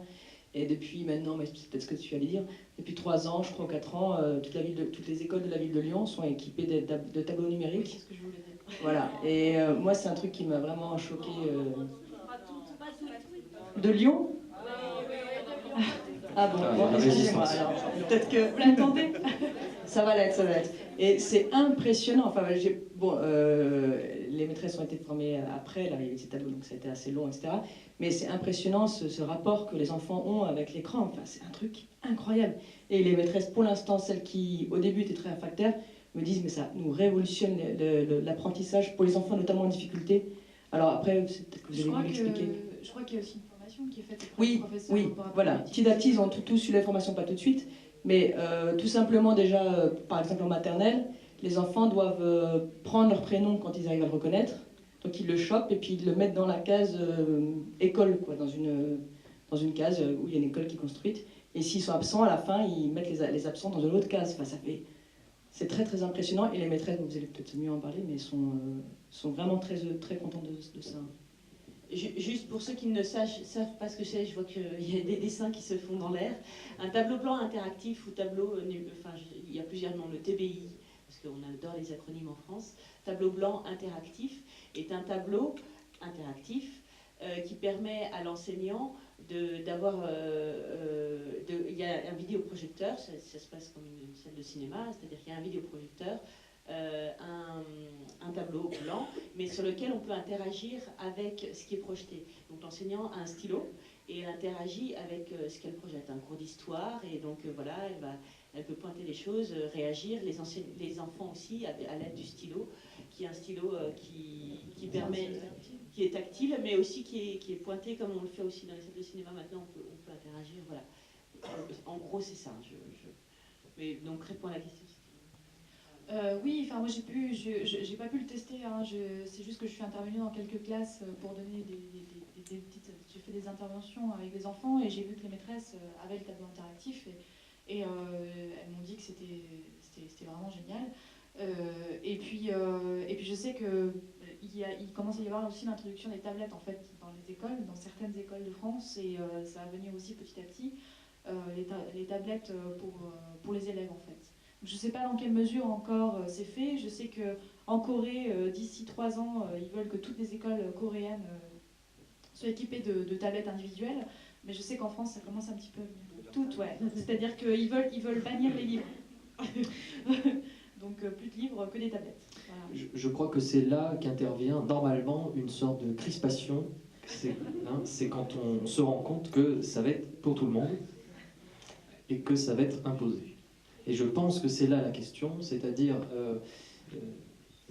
on échange simplement une forme pour une autre, mais le modèle sous-jacent c'est le même, hein, c'est-à-dire il y a une sorte d'imposition un peu apparemment totalitaire on sait que la recherche a dit que, donc il faudrait que... Bon, je pense que les objets numériques ont leur place à côté des autres objets, hein, et que si on a utilisé les tablettes dans des classes, donc c'était les CLIS en fait, hein, il y a eu des essais, on a remarqué qu'il y a... Alors c'est des classes adaptées, on pourrait dire, hein, aux enfants qui ont des difficultés d'apprentissage, on pourrait dire, bon, des difficultés scolaires. Les enfants qui avaient des troubles d'attention à l'école classique, sur un pupitre en bois, on a remarqué qu'ils avaient une augmentation de leur capacité de concentration face à ces écrans et qu'ils évitaient de décrocher. Donc c'est une utilisation pragmatique des écrans qui a permis de conserver ces enfants dans le système scolaire. Ce qui ne veut pas dire que ça soit adapté à tous les enfants et que le livre va disparaître. Je pense que c'est ça la crainte aujourd'hui que nous avons, c'est cette espèce de fantasme de Frankenstein où la technologie va finir par tout remplacer, on va tout numériser, etc. Je pense que c'est pas forcément le meilleur moyen de tranquilliser les gens vis-à-vis de ces objets. Et puis ça dépend comment c'est fait, parce qu'effectivement le TBI c'est fantastique, mais tant que en fait le professeur n'a pas changé ses méthodes, ça ne rime absolument rien. Pour moi, je vais pousser un petit peu mon caillou, mais pour moi, ça ne change absolument rien d'avoir des TBI partout. Voilà. Parce que si la méthode, effectivement, elle reste, et on a un savoir, et tu te tais et tu écoutes, ça ne fonctionne pas. C'est-à-dire que c'est pas dans le modèle qu'on décrit depuis tout à l'heure. C'est pas dans le modèle numérique. Alors on est peut-être à la préhistoire de tout ça, mais de cette pédagogie comme ça du numérique, mais effectivement, je vais aller à l'extrême, c'est-à-dire effectivement, si l'élève a la possibilité de modifier le contenu, d'aller lui-même chercher des sources, donc il faut qu'il ait accès sans restriction à Internet. Ça pose aussi d'autres questions, mais là ça fonctionne, c'est-à-dire que attention, l'outil, voilà, mais c'est d'abord la méthodologie de l'enseignant qui va déterminer si l'outil va être efficace ou pas, encore une fois. D'ailleurs, un domaine d'application des enseignants, je pense aujourd'hui, qui ont vraiment leur rôle, une place centrale, c'est par exemple de questionner les enfants sur la source. Oui, tu as ces informations sur Internet, mais est-ce que tu sais, c'est quoi Wikipédia? Enfin, tu fais que Wikipédia, c'est quoi Wikipédia? Ça veut dire, ben non, c'est une construction. Alors Wikipédia, c'est donc une sorte, pour ceux qui ne connaissent pas, de dictionnaire en ligne sur Internet qui est fait en fait de manière communautaire. C'est les internautes qui rédigent des articles jusqu'à qu'un internaute, un autre internaute, le corrige, modifie certaines petites erreurs. Donc c'est vraiment un système de construction du savoir qui est mis à disposition de tout le monde. Il y a beaucoup de gens aujourd'hui, peut-être que vous l'avez fait, vous cherchez une définition ou un truc sur quelqu'un, vous tapez le nom, puis vous tapez Wiki derrière. Et vous tombez en premier sur la page Wikipédia qui va vous donner un résumé qui n'est pas spécialement faux, des fois un petit peu, mais globalement qui vous donne les informations sur ce que vous recherchez. Alors l'enseignant, qu'est-ce qu'il va faire? C'est plutôt lui dire, mais sur quelle base tu t'appuies pour penser que ces informations-là, c'est la vérité? Vous savez que sur Internet, on trouve le meilleur comme le pire, la thèse comme l'antithèse. Donc c'est que l'enseignant permette à l'enfant de développer son esprit critique en utilisant plusieurs sources d'informations. Je pense que c'est important. Il y a le numérique, c'est bien, mais il y a aussi les livres. Inversement, il y a quand même une propriété qui est très importante aujourd'hui offerte par le numérique, c'est la capacité de critiquer, entre guillemets, le mode d'instruction qui est pensé au plus haut sommet de l'État, si je puis dire. C'est-à-dire que nous, à l'époque, à l'école, on a appris l'histoire avec un grand H, persuadé, moi enfant c'était un peu comme ça, persuadé que c'était comme ça que ça s'était passé. L'histoire a été en partie écrite, sur certains aspects, d'un certain point de vue. On le sait bien, même si objectivement on est assez d'accord sur certains éléments de l'histoire, quand on apprend plus tard, quand on fait des études, on se rend compte que finalement on nous a appris ça à l'école parce qu'il y avait des enjeux aussi au niveau de l'État de construire les futurs citoyens de demain. Une personne âgée me disait, moi à l'école, dans les manuels, on nous apprenait la fierté de notre empire colonial et tout ça. On a failli dernièrement dire que c'était le colonialisme, c'était vraiment un bienfait pour tout le monde, etc. Le colonialisme. C'est-à-dire, en fait, ce qui est important, c'est que l'accès à Internet, ça va permettre de critiquer ces sources qui sont estampillées, qui ont un label. Et donc, à l'avenir, je pense que les enjeux qui vont être vraiment cruciaux, c'est est-ce que sur les pages Internet, il va pouvoir avoir une sorte de label, de gage de qualité d'information, si je puis dire, qui fera office d'une certaine scientificité, une certaine véracité, si on peut dire, des informations. Et ça, l'enseignant, c'est son rôle, ça, de questionner l'enfant sur, oui, mais du coup, tu les sors d'où ces informations? Qu'est-ce qui te dit que... Donc, ça va permettre progressivement à l'enfant de construire une pensée beaucoup plus critique. Bien sûr, aux grandes dames de l'enseignant qui va, lui, peut-être se reposer sur son livre en disant non, c'est comme ça. Je pense qu'au contraire, aujourd'hui, le modèle est beaucoup plus interactionniste. Et aux grandes dames du parent aussi, qui a été plus élevé à la télé, juste à l'écran passif, et à la télé, ce qui sort de la télé est vrai. Et à cette incapacité aussi à remettre en question l'information qui est donnée. Alors ça pousse les choses loin. Avec le numérique, alors là je vais prendre un exemple de jeu vidéo par exemple, on peut jouer au jeu par exemple America's Army, qui est un jeu créé par l'armée américaine, afin de sensibiliser les jeunes américains et du monde entier aux techniques militaires, et à leur donner envie aussi de s'enrôler dans l'armée pour faire pareil que dans le jeu vidéo, et dans lequel en fait on est toujours, même si on joue en multijoueur face à une autre équipe, on est toujours les Américains. C'est-à-dire qu'on joue avec une autre équipe qu'on doit battre, contre une autre équipe, et on voit l'autre équipe comme étant des terroristes. Ils auront bien sûr une certaine couleur de peau, etc. Mais les autres en face aussi nous voient comme des terroristes, et eux se voient comme des Américains, d'accord? Et à la fois, on peut trouver aussi, peut-être moins facilement, mais on peut, un jeu dans lequel on est, qui est cette fois-ci développé par l'autre faction réelle,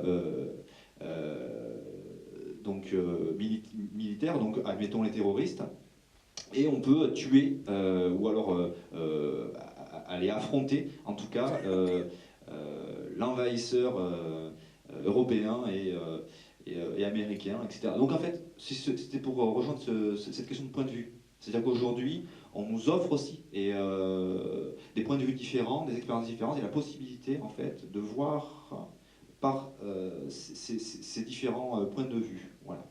Sachant qu'America's Army, à la fin du jeu, il y a un lien vers le site de recrutement de l'armée des États-Unis. Et quand on arrive sur le site, il n'y a que des avatars en images de synthèse. C'est-à-dire qu'on ne voit pratiquement pas de personnages humains. Ça c'est effrayant, effectivement. Quand on arrive sur le site de l'armée américaine, c'est-à-dire que ça fait directement le lien du jeu. On arrive sur le site de recrutement et on est toujours un peu dans le jeu. Voilà. Et ça, c'est un truc, on parle beaucoup du serious game, effectivement, c'est faire du jeu sérieux. Mais moi, c'est quelque chose qui m'effraie beaucoup, c'est-à-dire que le jeu sérieux, pour moi, pour l'instant, j'en ai encore très très peur, malgré le fait de l'étudier. Parce que je trouve que sa volonté, c'est aussi de rendre le virtuel réel et d'essayer de flouer la barrière qui est entre les deux et qui, pourtant, naturellement, est plus évidente que ça. Mais voilà, ça essaie de...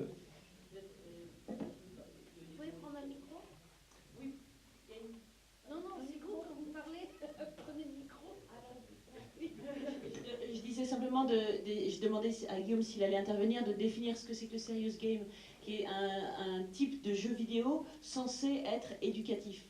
Serious comme sérieux, game comme jeu. Donc le jeu sérieux, qui est donc ce type de jeu qui a été inventé assez récemment, plus récemment que le jeu vidéo, qui est censé être uniquement ludique. Là, on est dans le ludo-éducatif, qui est une forme de pédagogie qui est vieille comme le monde, mais qui a été donc repris par le numérique grâce en partie par le serious game, qui est très critiqué. Et à la fois, enfin voilà, il y a effectivement, la frontière est assez floue sur certains serious games entre l'éducatif et la propagande. Ce qui a toujours été le cas. La pédagogie, c'est l'idéologie. Il y a une façon d'enseigner qui forcément induit une façon de penser. Mais dans le serious game, par exemple, moi j'en connais un qui est assez basique comme type de jeu. Le gameplay, comme tu disais tout à l'heure, est très très simple. On tue des terroristes, on tue un terroriste et le terroriste se multiplie. Dès qu'on en tue un, ça en crée 3. Et donc on en tue un autre, ça en recrée 3 et c'est exponentiel évidemment. Et quand on arrête de tuer, petit à petit les terroristes meurent d'eux-mêmes. Et on retourne à une ville où il y a moins de terroristes que d'habitants. Et donc voilà. Donc c'est un jeu très très basique sur qu'est-ce que c'est que de vouloir engranger de la haine sur de la haine, etc. Voilà.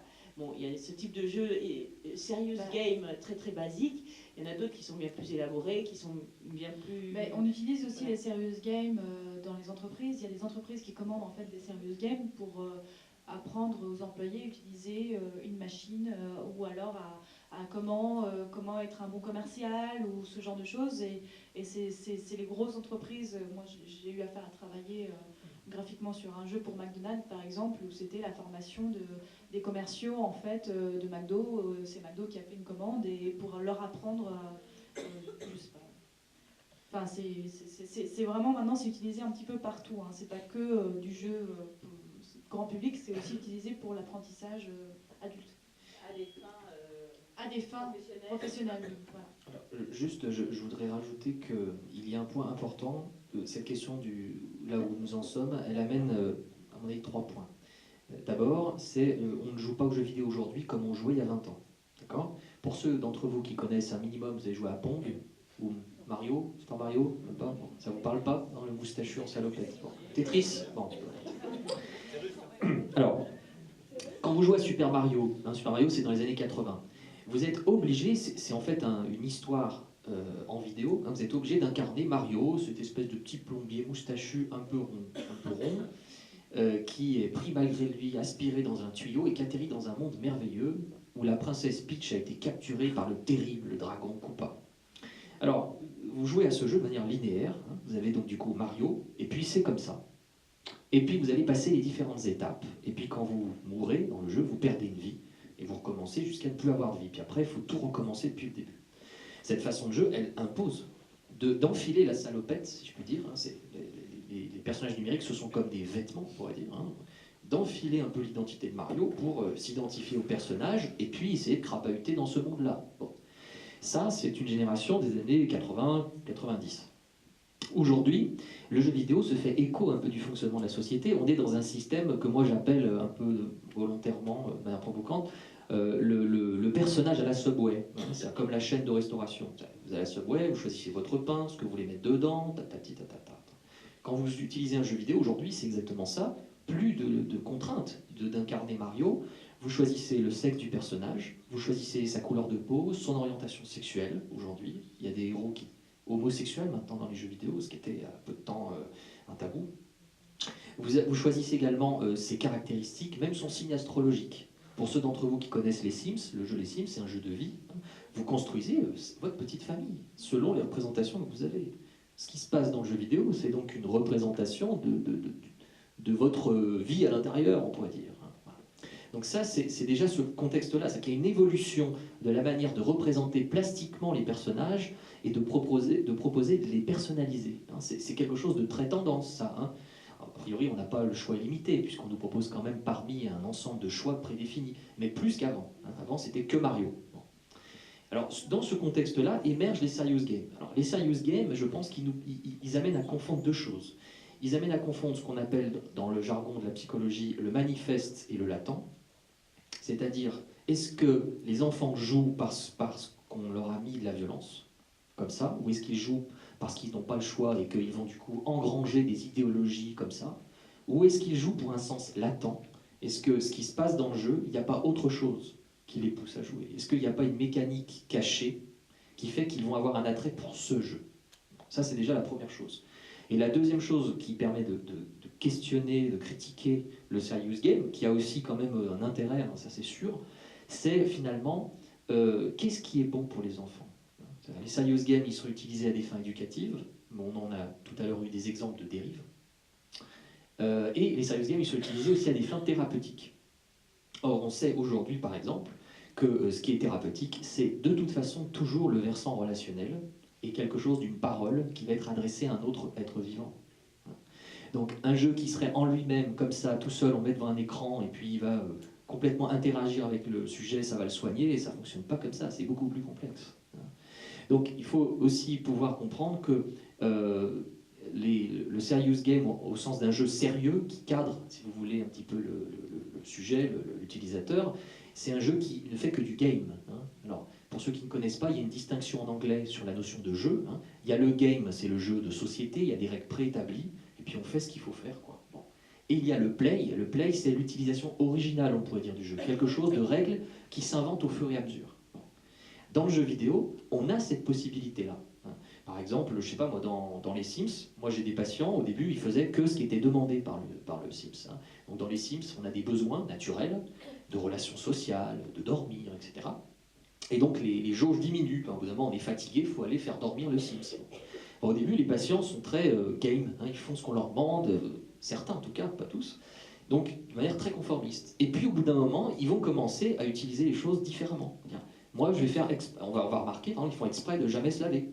Du coup, dans le jeu, les personnages ne l'approchent plus. Il y a des mouches, hein, c'est bien fait, qui tournent autour. Alors on finit par lui dire, ben, peut-être que s'il n'a pas de relation, c'est peut-être parce qu'ils ne sont pas très bons. Hein. Donc, si vous voulez, petit à petit. Puis alors après, quand il a compris ça, il y a des patients, moi qui ensuite, je ne sais pas, il n'y a personne chez eux, ben, ils font à manger pour 50 personnes. Puis il n'y a personne qui vient. Puis alors du coup, ils mangent la nourriture avariée. Ils vont nous transmettre un message par l'intermédiaire de ce qui se passe dans le jeu. Donc c'est cette utilisation-là qui permet à l'enfant de se raconter quelque chose de lui. C'est pas forcément le contenu du jeu en tant que tel, c'est aussi comment ça va être repris, comment l'enfant va en parler. Et donc je pense que ça, c'est important de conserver cette distinction entre ce que l'on voit manifestement sur l'écran et qui s'impose comme nous, comme une vérité, parce que dans le numérique, on a l'impression que tout est éternel présent. C'est là et ça s'impose. Donc c'est faire la distinction entre ça et ce qu'on en dit ensuite. Un enfant, c'est comme le petit chaperon rouge, hein, vous lui racontez l'histoire, une semaine après il vous raconte une version à peu près fidèle, mais un mois après il vous raconte sa version, c'est-à-dire ce à quoi ça fait écho pour lui. Le jeu vidéo c'est pareil, vu la complexité de ces mondes, vous vous rendez compte, une image, on pourrait la résumer des fois en plusieurs chapitres. Bon. Là, le jeu vidéo, l'interaction, il va vous donner seulement des indications sur ce que lui il a retenu. C'est quoi qui lui parle dans le jeu? Il joue à quoi? Il a envie de faire quoi avec ce jeu? Qu'est-ce qu'il vous adresse quand il vous raconte ça? Et c'est ces éléments-là qui vont permettre à l'enfant peut-être de se sentir un peu mieux, de pouvoir tenter de se représenter ce qu'il vit. Donc je pense que cette distinction est importante pour éviter de tomber dans le schéma qu'on essaie quand même de combattre, c'est-à-dire de standardiser absolument, hein, c'est-à-dire la culture comme on nous la vend parfois, si je puis dire, en produit culturel, c'est la culture de tout le monde. Hein. La culture, ça s'invente au fur et à mesure, ce sont de nouvelles pratiques qui s'actualisent et se virtualisent en permanence. Donc finalement, je pense que ça c'est une question pour l'avenir, c'est-à-dire comment on utilise ces logiciels et quelles sont les mécaniques sous-jacentes hein, aux logiciels qu'on va adresser aux enfants. Tout à fait, et effectivement c'est une discussion que j'avais tout à l'heure avec une dame, je disais peut-être dans le futur qu'on produira nous-mêmes en fait les logiciels ou les jeux qu'on voudrait donner à nos enfants. Voilà. Ça va vers ça, c'est-à-dire qu'on a de plus en plus de logiciels qui sont faciles à utiliser et qui créent du contenu ludique ou pédagogique, etc. Et on voit l'importance de l'humain dans la relation de l'enfant avec le numérique. Elle est primordiale en fait, c'est ce qu'on dit depuis tout à l'heure, j'ai l'impression. Hein. Voilà, donc en fait, moi ça me fait, enfin voilà, ça fait remonter que si on laisse choisir les institutions et les commerciaux, les industries, si on les laisse choisir le contenu que nos enfants doivent consommer, eh bien, ils les choisiront. Et nous, est-ce qu'on peut justement contrôler ça et soit créer du contenu, soit au moins choisir, effectivement. Mais notre présence, elle est toujours très importante, justement, dans ce que vont consommer nos enfants au niveau éducatif, au niveau culturel, au niveau... Voilà.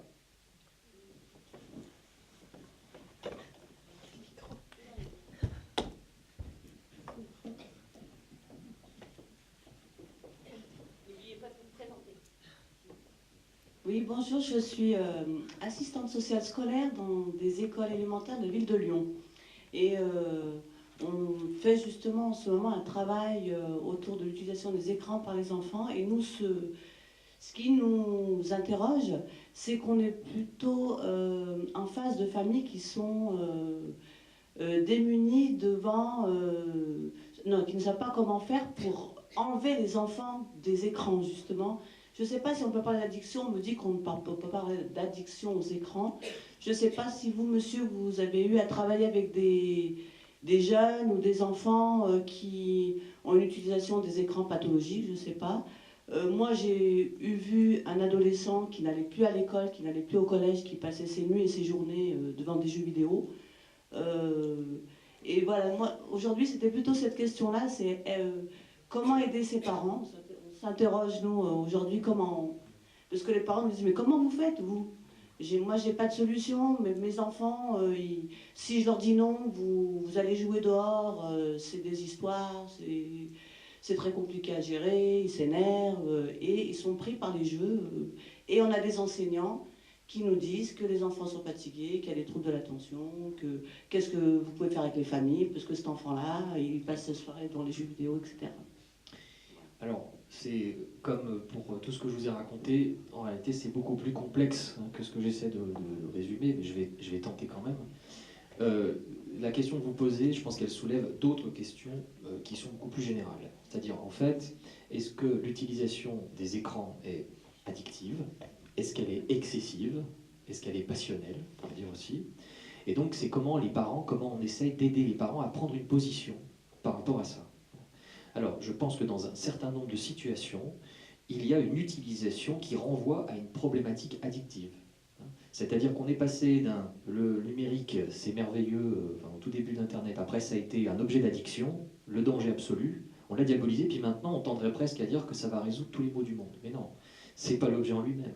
C'est dans la problématique, dans l'histoire de cet enfant-là, quelle place vient prendre l'écran, qu'est-ce qui se passe, et dans un certain nombre de familles, probablement pas dans celle-ci, le jeu de l'enfant, excessif j'entends, hein, c'est un signe d'une souffrance, mais peut-être qui est portée par l'enfant, signalée par lui, mais qui en fait relève peut-être plus de l'ensemble de son entourage. Ce qui ne signifie pas qu'il faut être dans une sorte d'idéologie de trouver une cause. Il ne faut pas culpabiliser les parents, ils font ce qu'ils peuvent. Je veux dire, hein, moi je dis souvent aux parents, vous savez, c'est vous les parents, c'est mieux que moi, vous connaissez mieux que moi votre enfant, hein, c'est pas le problème. C'est plus dire aux parents, bon, est-ce que vous pouvez au moins en parler de votre enfant? Si le dialogue est complètement rompu, bon, là c'est inquiétant. Ça dépend aussi de l'âge de l'enfant. Si vous me parlez d'enfants qui sont préadolescents ou de jeunes enfants qui ne sortent plus de chez eux, etc., qui ne vont plus à l'école, que les résultats scolaires dégringolent, que c'est excessif, ça c'est des signes qu'il y a vraiment une souffrance qu'il faut accompagner et prendre en charge. Si par contre c'est simplement l'inquiétude des parents devant un ado qui s'enferme dans sa chambre, c'est quand même différent, c'est pas la même problématique, on n'est pas au même âge de la vie. Et l'adolescent peut très bien se construire, mais en dehors du regard de ses parents. On sait à quel point c'est important à cet âge-là. Donc quand vous dites, pour revenir à votre question, finalement, comment on les aide, ces parents, je pense d'abord qu'il faut aussi les questionner sur leur propre utilisation, comment eux ils utilisent, où se situent ces objets. Où se situent ces objets? Est-ce que la console et l'écran de télé même, est-ce qu'il est dans la chambre, puis que l'enfant est petit, ou est-ce qu'il est dans le salon? C'est ça. Est-ce qu'il est dans le salon? Est-ce que dès le début, il y a voilà, l'adulte dit bah, tu joues tant de temps. Je connais ce jeu, tu peux y jouer 1 heure largement, au bout d'1 heure tu arrêtes. La difficulté que j'ai remarquée en discutant avec les parents, puisque effectivement j'ai rencontré des parents, c'est qu'ils me disaient aujourd'hui c'est extrêmement difficile de mettre des limites aux enfants. Et ils sont aussi par moments, je pense pour certains, pris dans une pensée éducative très libérale, c'est-à-dire tout serait pareil.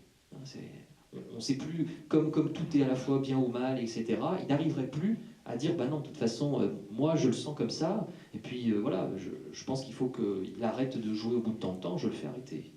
Et il y a certains parents qui me confiaient un petit peu leur difficulté à être un peu vécus comme des mauvais objets pour leurs enfants, c'est-à-dire des parents frustrants, qui ne font pas comme les copains. Moi je leur disais, mais si votre enfant, si ses copains ils jouent à Call of Duty, donc c'est un jeu qui est déconseillé au moins de 18 ans, il a 10 ans, vous l'avez interdit, vous vous appuyez sur le fait que sur la boîte, c'est marqué que c'est déconseillé au moins de 18 ans, que c'est pas un jeu pour les enfants, etc.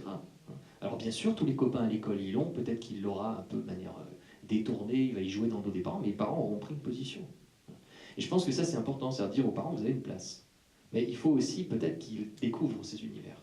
Oui, il faut qu'ils connaissent le contenu en fait, il faut qu'ils découvrent, il faut qu'ils puissent y jouer aussi peut-être à ces jeux, qu'ils les testent eux-mêmes pour savoir qu'est-ce qu'il y a dans ces jeux qui intéressent autant leurs enfants. Je sais que en tout cas pour ce qui est des adolescents et les jeux comme ça en réseau, ils se créent un univers, ils se créent un monde, ils se créent une vie en fait différente de la leur. Parce qu'il y a pas mal d'adolescents qui sont un petit peu mal dans leur peau et que peut-être à l'école ça se passe pas bien parce qu'ils se font assaillir par... Enfin voilà, ils s'entendent pas bien avec leurs camarades et du coup ils vont jouer à ces jeux-là pour se créer un nouveau monde avec des copains virtuels et du coup pouvoir sortir un peu de leur quotidien et se réfugier dans un monde qui n'est pas le réel en fait. Et il faut je n'ai pas la solution exacte, mais je pense qu'il faut qu'ils comprennent et arriver à leur expliquer que c'est pas la vraie vie. Le jeu auquel ils jouent comme ça tout le temps, c'est pas la vraie vie, c'est pas comme ça que ça se passe. Et qu'il faut qu'ils arrivent à interagir avec d'autres personnes. Même si ça se passe mal, bah, c'est pas toujours rigolo, d'accord, mais on peut pas toujours faire comme dans les jeux vidéo, quoi. Voilà, c'est ce que je pense. De ce que j'entends aussi, c'est que en fait, le jeu vidéo, là, il nous sert, nous, d'alarme. C'est-à-dire qu'on voit très bien que ces enfants-là, il y a un problème. Et le problème, il vient pas du jeu vidéo. Il vient sûrement d'un malaise, d'une souffrance, comme tu le décrivais tout à l'heure. Voilà. Et c'est pour ça aussi que voilà, le diaboliser, le jeu vidéo, c'est se tromper. On peut dire, on peut détecter un problème, alors que si cet enfant, on va faire la comparaison facile, mais il avait eu une pratique hors de vue des parents dans la rue ou quelque chose comme ça, les parents n'auraient pas tout de suite se seraient pas aperçus du problème. Donc c'est aussi une question à se poser, dans quelles circonstances les parents ont mis les écrans dans les mains de ces enfants. Effectivement, où sont les écrans dans la maison? Est-ce qu'il y a des règles qui ont été établies d'utilisation de ces écrans? Et sachez qu'effectivement, ces parents-là, vous pouvez les renvoyer. Il y a des structures sociales qui peuvent avoir un dialogue avec eux. Il y a Guillaume, il y a nous aussi à la cyberbase. À Lyon, il y a aussi le centre de toxicomanie, c'est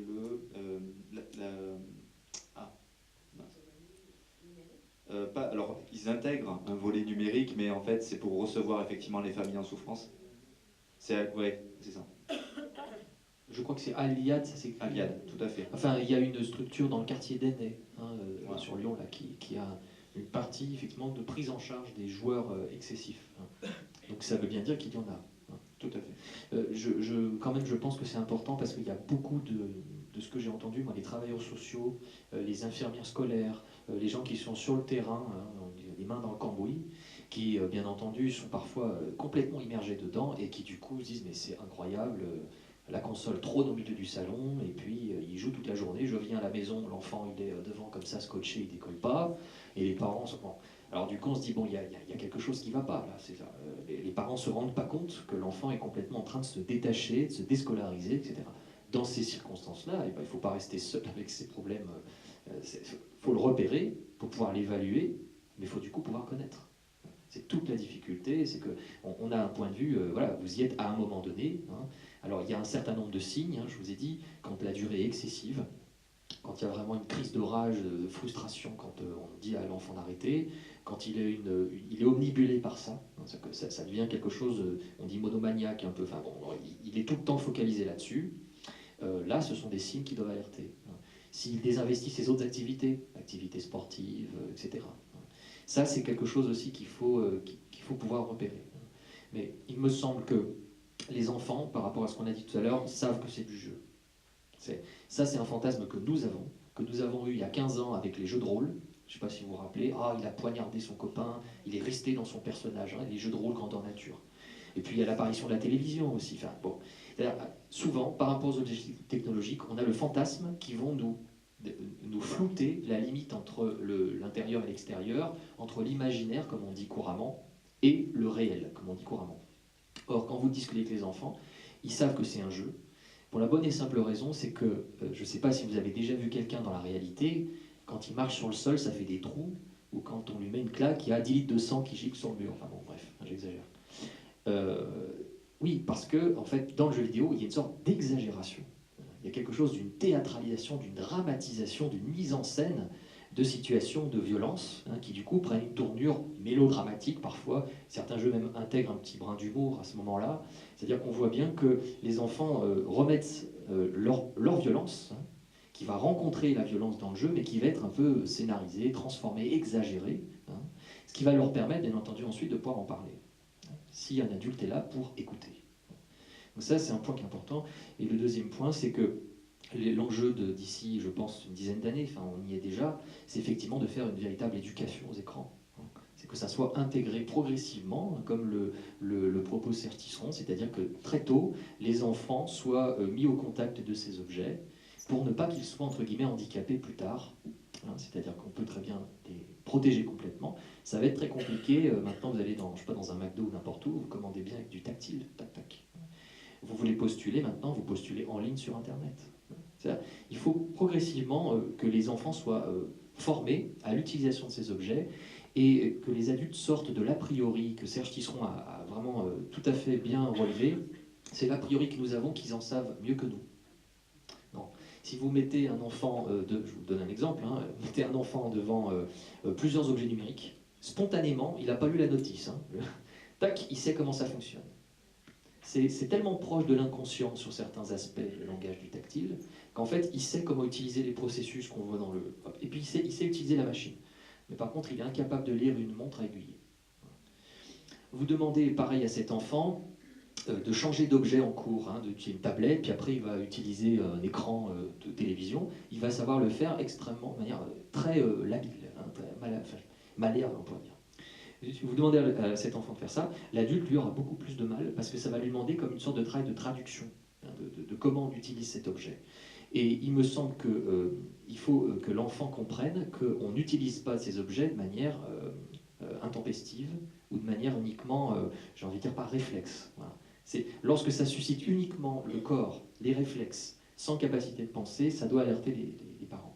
En revanche, si on voit que l'enfant utilise plusieurs supports, bon, je pense que là, au contraire, il n'est pas dans une utilisation un peu de fétiche de cet objet. Hein. Il va plutôt pouvoir passer d'un support à l'autre. Il va aller voir dans les livres ses super-héros, puis souvent, après, il peut y jouer dans le jeu vidéo, et puis ensuite, il va pouvoir en parler ou le rejouer dans la cour de l'école. C'est ces éléments-là qu'il faut favoriser, je pense, et pas d'être fixé sur un seul objet. Voilà. Bonjour, donc je suis Anne-Sophie Casal, je suis psychologue du développement socio-cognitif et responsable de secteur au Centre national de formation au métier du jeu et du jouet, donc qui est à Lyon à la Confluence. Je voudrais simplement réagir par rapport à certaines choses que vous aviez dit, notamment cette idée que oui, c'est pas la vraie vie. Et vraiment tout cet aspect fictif, et je crois que c'est vraiment important quand on accompagne des usagers, des professionnels, des familles, de dire que un enfant, même s'il aime jouer à Call of Duty et qu'il a 16 ans et pas 18, ça en fera pas quelqu'un de violent pour autant. Et moi, ce qui m'interpelle un petit peu dans les témoignages que j'ai, parce que je travaille beaucoup avec des professionnels, c'est des enseignants qui me disent que finalement, aujourd'hui, les enfants, ils ont appris à écrire sur la tablette, donc ils savent très bien faire leurs lettres avec leurs doigts, mais ils savent pas le faire avec un crayon. Je travaille avec des médecins de PMI qui m'expliquent que des parents disent si, mon enfant sait faire des puzzles, et en fait on se rend compte qu'il ne sait pas manipuler la pièce puzzle, mais qu'il sait naviguer avec son doigt sur la tablette. Et je crois que là encore, cette distinction réelle numérique, elle est importante, même si effectivement à travers le numérique on va pouvoir développer des compétences, traitement de l'information multiple, repérage dans l'espace, etc. Il y a beaucoup de choses intéressantes. Il ne faut pas que ce soit un tout. Il faut aussi pouvoir agir sur son environnement. Ce qui est intéressant dans le numérique, c'est l'interactivité. D'ailleurs, vous en parlez beaucoup. Mais on doit pouvoir interagir avec une tablette, un ordinateur, etc. Mais aussi avec son environnement réel, qu'il soit matériel, social ou autre. Et donc voilà, je voulais vraiment faire part de ces témoignages-là. Et aussi souligner l'importance du cadre. Vous en parlez sans en parler depuis le début, mais c'est finalement le jeu vidéo, il faut mettre un cadre. Quel jeu, combien de temps, quel rôle de l'adulte, etc. Et comme finalement on va pouvoir accompagner un enfant à travers la médiation, ou une famille à travers la médiation du jeu vidéo dans un aspect plus thérapeutique, ce serait bien dans un cadre thérapeutique. Et attention que tout le monde ne se prenne pas pour un psychologue de comptoir à interpréter les jeux des enfants. Et donc voilà, je pense qu'il y a une multitude de cadres à proposer à travers le numérique, mais il faut toujours se questionner sur les enjeux. Je n'ai pas de questions.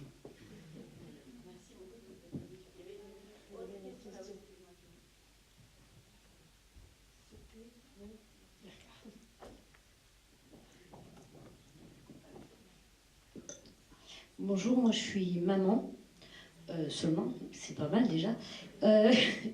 Et moi ce qui m'interroge, c'est pas forcément les jeux, c'est le téléphone, les relations, la communication, l'immédiateté, la notion du temps, les relations que les jeunes adultes ou les grands ados ont avec les autres, avec les photos, je sais plus comment ça s'appelle, là, qui restent 30 secondes, ça flash tout le temps, ouais, ça flash tout le temps.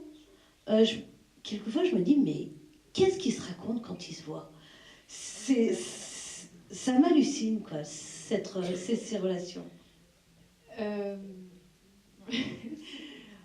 Moi, j'ai pu assister aussi à ce phénomène moi-même, hein, c'est-à-dire que...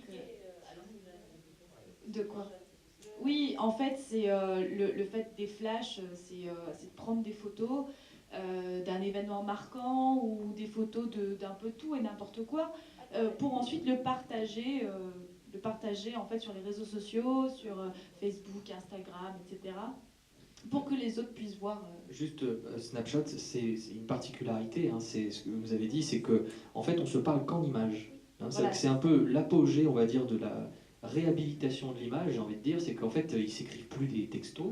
Hein, ils prennent une photo à un moment de n'importe quoi, c'est juste, ils sont contents, ils sourient, ils envoient une texto à l'autre personne, enfin le message, qui répond aussi par le sourire, par exemple, ou qui va répondre par une photo avec un très bref commentaire, mais contrairement à Facebook ou à d'autres univers plus persistants, qui vont conserver les traces, ils peuvent programmer la photo pour qu'elle se détruise au bout d'1 minute. Donc en fait, ce sont des échanges, ils se parlent par le regard, on pourrait dire, mais sans qu'il y ait une conservation de ces interactions. Ça, je ne connaissais pas, par contre. 18 ans amoureux, c'est bon, hein? Ah, d'accord. C'est bon, hein? Moi, je connais pas Snapchat en fait. Mais pour moi, c'est aussi le fait de pouvoir partager en fait sur les réseaux sociaux avec tout le monde, le fait d'être heureux, d'être amoureux, de passer un bon moment, que les autres voient en fait à quel point notre vie est parfaite et merveilleuse aussi. Mais c'est vrai. Enfin, c'est aussi se construire un petit peu une identité, se construire un petit peu une vie et de pouvoir la partager avec les autres et de montrer que c'est super cool et qu'on est content, quoi. Enfin, c'est un petit peu une addiction aussi parce que du coup on idéalise aussi notre propre vie, on idéalise un peu les moments, ces moments-là, on donne du rêve en fait aux autres, quoi. On se donne du rêve mutuellement et voilà, c'est pour ça aussi que c'est aussi un petit peu... Moi, ce qui m'interpelle dans Moi, ce qui m'interpelle, c'est que c'est tout immédiat. Et que quand nous, parents, on dit non, la frustration, elle est 2 fois plus grande que fut un temps, quoi. On ne comprend pas pourquoi le non. Et attends 2 minutes. Tout est lié, en fait. Ouais. Comment dire, ce besoin de communiquer de façon... comment dire, tout le temps, sans interruption. C'est un lien qui garde. Des fois, ils se disent, vous me dites, qu'est-ce qu'ils se disent? Ils se disent rien. Des fois, ils se disent rien. Juste pour dire, je suis là, tu es là, etc. C'est garder le contact. Comme voilà, un lien, un cordon qui est tout le temps là. Et c'est ce besoin-là de garder tout le temps le contact, que ce contact ne meure pas aussi, qui est important pour eux. Voilà. Mais c'est aussi la frustration, c'est-à-dire qu'effectivement, ça ne les aide pas du tout à lutter contre la frustration. C'est-à-dire qu'ils ont avec ces usages-là, ils développent l'habitude d'avoir tout le temps, instantanément, ce qu'ils désirent aussi. Hein, on en parlait tout à l'heure. Voilà, du coup, là, je n'apporte pas une solution, mais je vais renforcer le fait qu'effectivement, c'est lié. C'est lié le fait qu'ils ne supportent pas de ne plus avoir ce contact. Et c'est aussi le deuil. Aujourd'hui, dans notre société, on fait très peu le deuil. Je pense que tu vas pouvoir développer un peu plus là-dessus, mais c'est très lié. Voilà. Le deuil des choses, la non-persistance des choses. C'est peut-être quelque chose que... Moi, juste pour aller dans le sens de madame, on est avec cette génération, moi je suis mère de 3 enfants, je suis une enseignante, mère de 3 enfants, et c'est l'immédiateté. Et je vois bien, vous parliez, moi j'ai 3 enfants, un qui était dans les années 80, la dernière 92, et je vois le changement parce que je pense que tout a joué là-dessus. Et c'est l'immédiateté dans l'argent de poche. Tout était... Et nous, on est quand même dans un monde du différé, où on acceptait, oui, tu auras, tu vas attendre la semaine prochaine.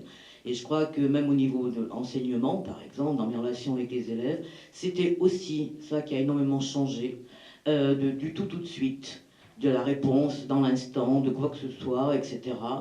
Et cette façon de gérer ces relations au niveau humain, ces relations. Voilà, donc je voulais aller dans ce sens-là. Oui, vous avez raison de le souligner. De toute façon, il y a eu un changement. Moi, je le vois même avec des jeunes qui ont environ 15 ans. Des fois, je discute avec eux. Leur Snapchat, je connais. Mais bon, il y a des trucs... moi, à chaque fois, je passe pour complètement... ça y est, je suis déjà dépassé. Alors, je suis censé connaître un minimum de quoi je parle. Bon. Alors, ce que je pense aussi, c'est que jusque dans les années 80, il y avait déjà beaucoup de multiplication des objets. Hein. Mais on pourrait dire qu'on a vraiment atteint l'apogée dans les années 90 avec une société de la surabondance. Hein. Le manque était signifié différemment à l'époque. Hein. Quand on discute avec des personnes âgées qui sont nées avant la Seconde Guerre mondiale, par exemple, elles disent « mais tu te rends pas compte ». Moi, j'ai une discussion avec une, elle me dit « mais le confort qu'on a gagné en 50 ans, il y avait les toilettes et les douches, c'était à l'extérieur de la maison, c'était en commun dans les escaliers, on n'avait pas de machine à laver le linge, pas de machine de lave-vaisselle, etc. Il y a vraiment eu un changement, et elle nous disait, même pour les jouets qu'ils avaient, ils avaient des oranges. Bon. Aujourd'hui, on voit bien à Noël la surabondance. Hein. Peut-être qu'on signifie le manque d'une autre manière, c'est par saturation précisément. C'est comme quand on a trop de choix. On a trop de choix, on ne peut plus choisir. Peut-être que le manque, il prend une autre forme. C'est plus le manque au sens d'un retrait de quelque chose, mais on pourrait dire d'un surajout. Et donc peut-être que ça modifie aussi la manière dont ces enfants, qui ont des objets qui leur permettent de faire du tout de suite, les utilisent. Alors ça n'empêche pas que l'adulte a bien entendu sa place pour, peut-être plus qu'avant, insister sur le fait qu'il faut différer. Ça paraît difficile aujourd'hui, vous voyez bien qu'à l'inverse, je pense qu'ici on a à peu près tous un téléphone portable, peut-être pas, bon. À l'époque, alors revenez à l'époque, je vous ai raconté que le fil, là, bon, quand quelqu'un vous appelait, si vous étiez chez vous, ou alors si vous étiez, vous répondiez pas, la personne, l'interlocuteur, ne savait pas si vous étiez absent ou si vous ne vouliez pas lui répondre. Vous lui signifiez l'absence de plusieurs manières. Bon. Aujourd'hui, à l'inverse, vous avez votre téléphone portable toujours sur vous, vous ne répondez pas. La personne va presque mal le prendre. Il y a plusieurs situations de gens qui m'ont dit ah bah, si je ne réponds pas tout de suite aux textos, aux sollicitations, ou si je ne réponds pas, la personne, soit elle. Moi, ça m'est déjà arrivé, je suis passé à côté d'un boulot à cause de ça, parce que j'ai mis un quart d'heure à répondre. Oui, c'est-à-dire, voilà, le monde dans lequel on vit, on va dire le cœur, hein, le cœur bat plus vite, hein, c'est presque un colibri, c'est plus un cœur d'éléphant, quoi. Ça va très vite, il faut être très réactif. Ça n'est pas sans lien, bien entendu, avec la multiplication de ces objets vivants, mais je crois que ça n'empêche pas qu'en tant qu'adulte, nous puissions signifier à l'enfant que de toute façon, il ne pourra pas tout avoir, hein, qu'il va forcément devoir attendre et qu'il ne peut pas tout obtenir. Je pense que la question, si vous voulez, des écrans, elle nous permet, à mon avis, hein, d'avoir une porte d'entrée pour questionner globalement la société qu'on veut donner à nos enfants. Quelle société on va leur laisser, comment nous, on peut leur transmettre quelque chose en héritage de notre éducation, des valeurs que l'on a envie de leur transmettre, dans un monde aujourd'hui où il n'y a plus de frontières. On ne peut pas mettre de limites aux enfants, mais on est dans un monde communautaire aujourd'hui. Hein, bon. Il n'y a plus de frontières, ça va extrêmement vite. Les personnes se déplacent comme des flux, hein, on parle de flux maintenant. Bon. À l'époque, c'était quand même assez rare. Aujourd'hui, même dans un parcours scolaire, c'est bien vu, il faut aller faire un Erasmus, quoi, un stage étranger. Bon. Donc je pense que ça, globalement, je pense que ça interroge le schéma global du monde dans lequel nous vivons. Alors ça ne veut pas dire qu'à un niveau individuel, les parents n'ont pas le rôle à jouer, mais moi je pense hein, qu'il faut rester prudent. Moi je ne suis pas un expert, je pense qu'il nous manque encore quelques années pour voir si les enfants qui sont digital natives, comme on dit, qui sont nés là-dedans, s'ils vont être complètement, comme certains disent, aliénés, cervelés, des moutons et tout ça, hein, ou si au contraire, ils vont peut-être mettre un peu plus de temps, il n'y aura peut-être pas le même temps de latence, hein, mais en tout cas, ils vont peut-être être des adultes différents. C'est clair. Les enfants d'aujourd'hui, ce ne seront pas les adultes, même moi, hein, que nous sommes. Voilà. Donc je pense qu'il y a vraiment cette question de peut-être accompagner prudemment, si je puis dire, se faire confiance, je pense, en tant que professionnel, en tant que parent, quand on repère des choses qui ne vont pas, il faut pouvoir en parler. Et je pense que c'est difficile aujourd'hui de pouvoir signifier aux parents, sans les culpabiliser, que peut-être il faudrait qu'ils revoient un petit peu leur manière de présenter les écrans à leurs enfants. C'est compliqué quand on est parent. Enfin, je veux dire, voilà, hein, dès qu'on entend le mot PMI ou qu'on entend infirmière scolaire ou que le professeur demande un rendez-vous pour parler de ça, on a forcément le truc, ah, je suis mauvais parent, j'y arrive pas. Bon. Je pense que c'est important de pouvoir quand même les rassurer sur le fait qu'ils font ce qu'ils peuvent et que les modèles que nous utilisons aujourd'hui sont en cours de remaniement, en fait. Donc c'est moins rassurant qu'il y a 20 ans où on savait un peu plus où on allait. Enfin voilà, du coup, j'ai pas moi non plus de réponse toute faite à votre question, mais je pense que voilà, c'est important d'entendre aussi ce que vous dites dans la difficulté qu'on repère, on a une difficulté croissante aujourd'hui des parents à canaliser, hein, à contenir aussi les enfants et à essayer de leur apprendre à attendre. La question, c'est effectivement, est-ce que nous, on répond tout de suite à un coup de fil à table? Quelle image on donne le parent? Alors, les pauvres parents, hein, depuis tout à l'heure, ils s'en prennent plein, effectivement, le dos, on va dire. Oui, mais voilà, le parent, il n'a pas été aidé non plus. C'est-à-dire qu'on a aussi, dans l'éducation, à la fois une société qui nous impose beaucoup de choses et qui crée des transformations, et à la fois un manque de repères, parce qu'effectivement, on a quand même de moins en moins de repères au niveau de nos parents, même de notre éducation, etc. Peut-être un peu moins de soutien, parfois on est éloigné relationnellement ou géographiquement. Bon, aujourd'hui avec Internet, ça ne devrait pas poser de problème, mais justement, est-ce que nos grands-parents ou nos parents utilisent des technologies pour nous aider dans notre éducation aux technologies? Voilà, ça pose beaucoup de choses qui sont imbriquées en fait. Et attention à ne pas tomber dans, toujours, je rappelle encore, la diabolisation de l'outil. Il y a tellement d'autres paramètres qui rentrent en jeu. Voilà. Et pour revenir aussi à ce que vous dites, j'aimerais un petit peu tempérer, c'est-à-dire que vous dites attention de ne pas jouer tous les psychologues de comptoir, etc. Mais moi j'aurais tendance à dire, alors peut-être pas les psychologues de comptoir, mais j'ai peur que ce que vous dites fasse justement conforte les parents qui disent ah bah non, moi j'ai pas à m'occuper de ce qui se passe dans l'écran. Si, allez-y. C'est-à-dire que votre enfant, voilà, il est en train d'écraser des petites vieilles dans la rue dans un jeu vidéo. Posez-lui la question, il se passe quoi là, dans ta tête voilà. Alors peut-être qu'il n'est pas en train d'écraser des vieilles dans la rue. Peut-être qu'il est en train de faire autre chose. Il est peut-être en train d'accomplir quelque chose qu'on lui a demandé de faire. Bon, c'est pas écraser des vieilles dans la rue, c'est pas GG comme mission, comme contrat à accomplir, mais effectivement, c'est peut-être une tâche qu'on lui a demandé et il va accomplir cette tâche. Il y a aussi une chose sur laquelle je voulais venir, c'est la différence entre regarder et jouer. Voilà, elle est importante, on l'a soulevée tout à l'heure. Mais en fait c'est aussi des choses qui s'imbriquent, c'est-à-dire que quand on voit un acte violent à la télé, par exemple au journal télévisé, non seulement c'est vraiment très réel, mais en plus on est passif. Et du coup, moi je considère ça comme très violent, puisqu'on n'a aucune façon de pouvoir interagir, non seulement sur l'image qui nous est imposée, mais en plus sur les actions qui se passent réellement. On ne peut pas arrêter la guerre dans le monde. On voudrait bien, mais on ne peut pas. Dans quelque chose qui est du domaine du jeu vidéo, par exemple,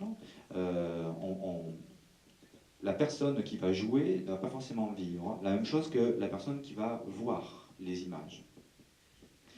Quand effectivement, je reviens sur le même exemple, mais quand on va tirer sur des personnages à l'écran, effectivement, on va essayer de battre un score, ou alors d'être habile, ou alors de gagner l'équipe adverse. Et la personne qui est derrière nous et qui nous regarde jouer, elle va voir quelqu'un qui tire sur d'autres personnes, avec des gens qui meurent. Les gens ne meurent pas. Enfin, quand on rallume la console, ils sont de nouveau là, etc. Mais voilà, il y a une grosse différence entre jouer et regarder. Et la violence, elle est pas vue, et vécue en tout cas de la même manière. À la télé, dans un jeu vidéo, la personne qui joue et la personne qui est derrière, elle ne vit pas la même chose. Donc on dit, bah, ça va, donc GTA et Call of Duty, ce sont deux jeux donc, qui sont dirigés vers les 18+, ne sont pas dangereux. Oui et non, c'est-à-dire que si un jeune qui est capable de digérer la violence qu'il joue, donc qu'il contrôle, et dans la même pièce, un autre enfant qui est peut-être plus jeune, mais qui lui n'a pas les armes et qui n'a pas le contrôle, voilà. Donc c'est aussi le genre de situation à prendre en compte, voilà, en général, et voilà, c'est ce que je voulais aussi rajouter, en tout cas sur la question. Merci beaucoup. Peut-être qu'on a, malheureusement, le temps file, on est à la fin de cette table ronde. On a encore, j'imagine, beaucoup de questions, mais voilà, ce n'est pas du tout fini. Il y a une dernière question, malheureusement, c'est la dernière qu'on va prendre. Présentez-vous et allez-y. Oui, alors moi je suis maman aussi, donc c'est pour rebondir à ce qui a été dit un petit moment avant. Par rapport à cette sollicitation sans arrêt, comment arrive à leur faire comprendre qu'à un moment donné, il faut faire des pauses? Est-ce qu'il y a des normes au bout de temps, on va s'arrêter 20 minutes et comment leur faire comprendre aussi qu'un écran, ça reste un écran, alors qu'il soit passif ou actif, parce qu'ils arrêtent quelque chose, mais alors pour eux, dans leur esprit, ils vont passer à la tablette, ils n'ont pas de soucis voilà, avec ça. Et du coup, avec leur cerveau qui s'est développé différemment du nôtre, est-ce qu'on est vraiment en dehors, enfin, est-ce que ça nous pose plus de soucis à nous qu'à eux finalement? Voilà, parce que forcément on est ringard, c'est pas notre époque, on comprend pas. Vous parlez d'adolescents? Non, 11 ans et 8 ans. Alors, je pense que pour une esquisse de réponse, déjà en tant que parent, c'est que, moi je le ferai volontiers, il y a des jeux, il y a un petit logo sur la boîte du jeu, hein, c'est marqué 8+, 12+, etc. Bon. Lorsque l'enfant qui a 10 ans vous demande de jouer à Call of Duty, c'est déconseillé au moins 18 ans. Non mais j'en suis pas encore là.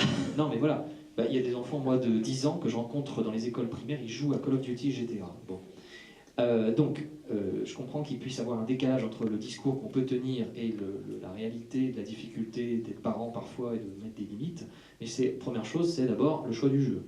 Choix du jeu, c'est, bon, il y a des gens, c'est leur boulot, hein, donc même si on n'est pas sûr d'un jeu, vous allez sur Internet, sur les sites les plus référencés, ils sont testeurs de jeux, c'est leur boulot, ils font ça toute la journée, et ils ont une culture vidéoludique tout à fait impressionnante, donc ils savent, ils décortiquent, si vous voulez, les mécaniques de jeu, ils peuvent dire, ce jeu-là, non, cette mission-là, il ne faut pas la faire jouer à un enfant, par exemple. Donc il y a ça.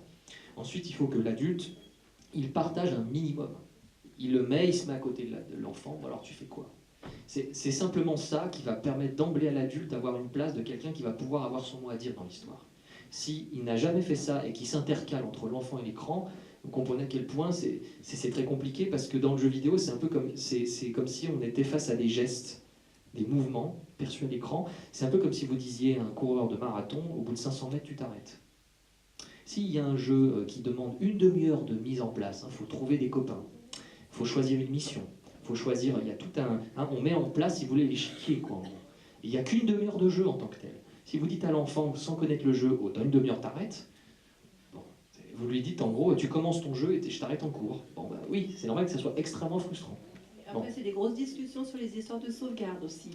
Alors, pareil, les sauvegardes, si en tant que parent, vous vous renseignez, vous savez très bien, ils font le coup, hein, tous, ouais, non, attends, il faut que j'aille sauvegarder au prochain truc. Bon, si vous savez que le jeu, il permet de sauvegarder, vous êtes renseigné, c'est dans la notice, vous renseignez un minimum, vous savez que le jeu, on peut sauvegarder quand on veut.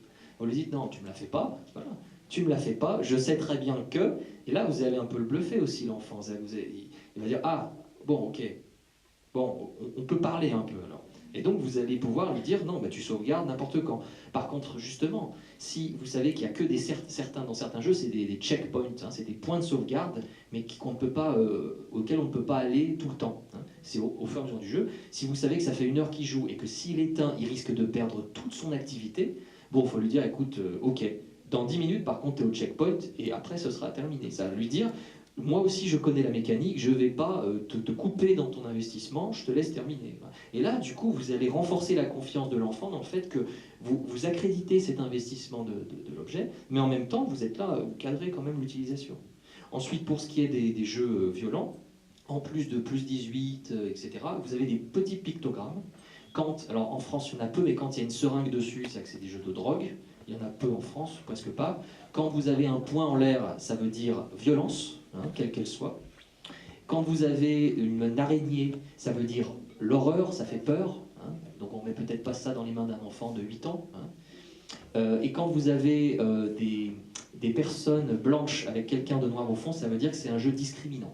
Alors il n'y en a pas en France, mais aux États-Unis, le Ku Klux Klan, lui, il a fait un jeu où il faut agresser des noirs et des hispaniques. Donc il y a un pictogramme. Il y a un pictogramme qui, je fais court, hein, mais qui alerte les parents. Hein. Donc ça, c'est important. Et puis, je pense que la dernière chose, c'est justement, quand vous leur en reparlez, c'est oui, je me souviens bien que on avait commencé ensemble, t'en es où, etc. C'est ça qui fait que l'enfant va reconnaître davantage votre parole en disant, ben voilà, oui, ok, je sais que ce jeu-là, je peux y jouer 1 heure parce que je sauvegarderai au bout de tant de temps. Donc ça, c'est une position, à mon avis, c'est pas d'être tout le temps dans la négociation, hein, c'est simplement d'être davantage dans le partage, un peu se mettre au niveau pour lui dire qu'on a compris à quoi il joue dans cette histoire. Et c'est pas pareil que quand il sera adolescent ou à l'adolescence, vous voyez que c'est très relatif, on peut pas se prononcer forcément sur le sens qu'ils vont mettre dans ces jeux, mais je vous donnerai une très courte anecdote, c'est les jeux de zombies.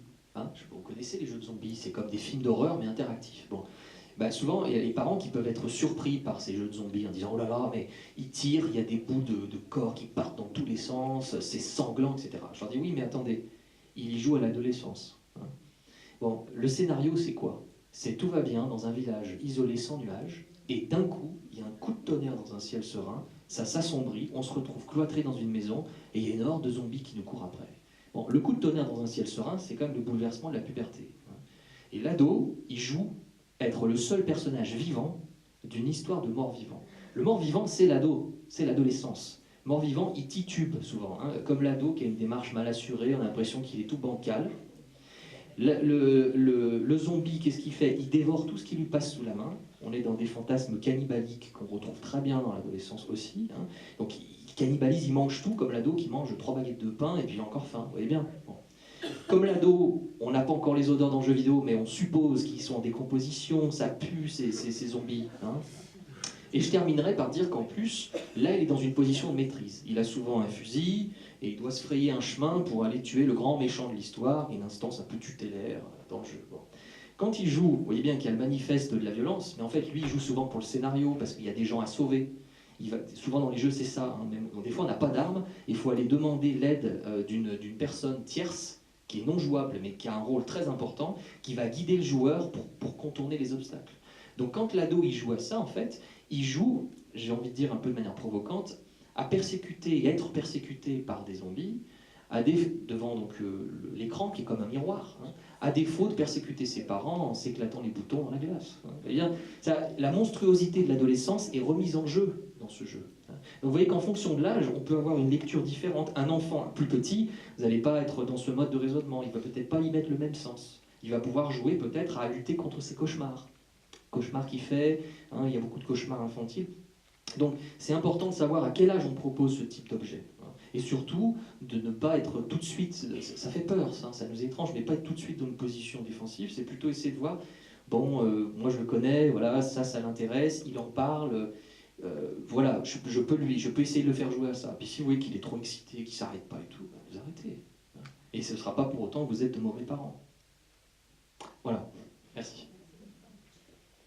Je vais conclure très brièvement, donc l'heure a tourné malheureusement, je vois pas mal de personnes partir. Donc, en 2 mots, donc, on a compris l'importance de l'humain, je crois, l'importance de l'accompagnement humain, l'importance du cadre, comme vous l'avez très bien dit aussi, soulevé dans la salle, face à cette multiplicité des écrans.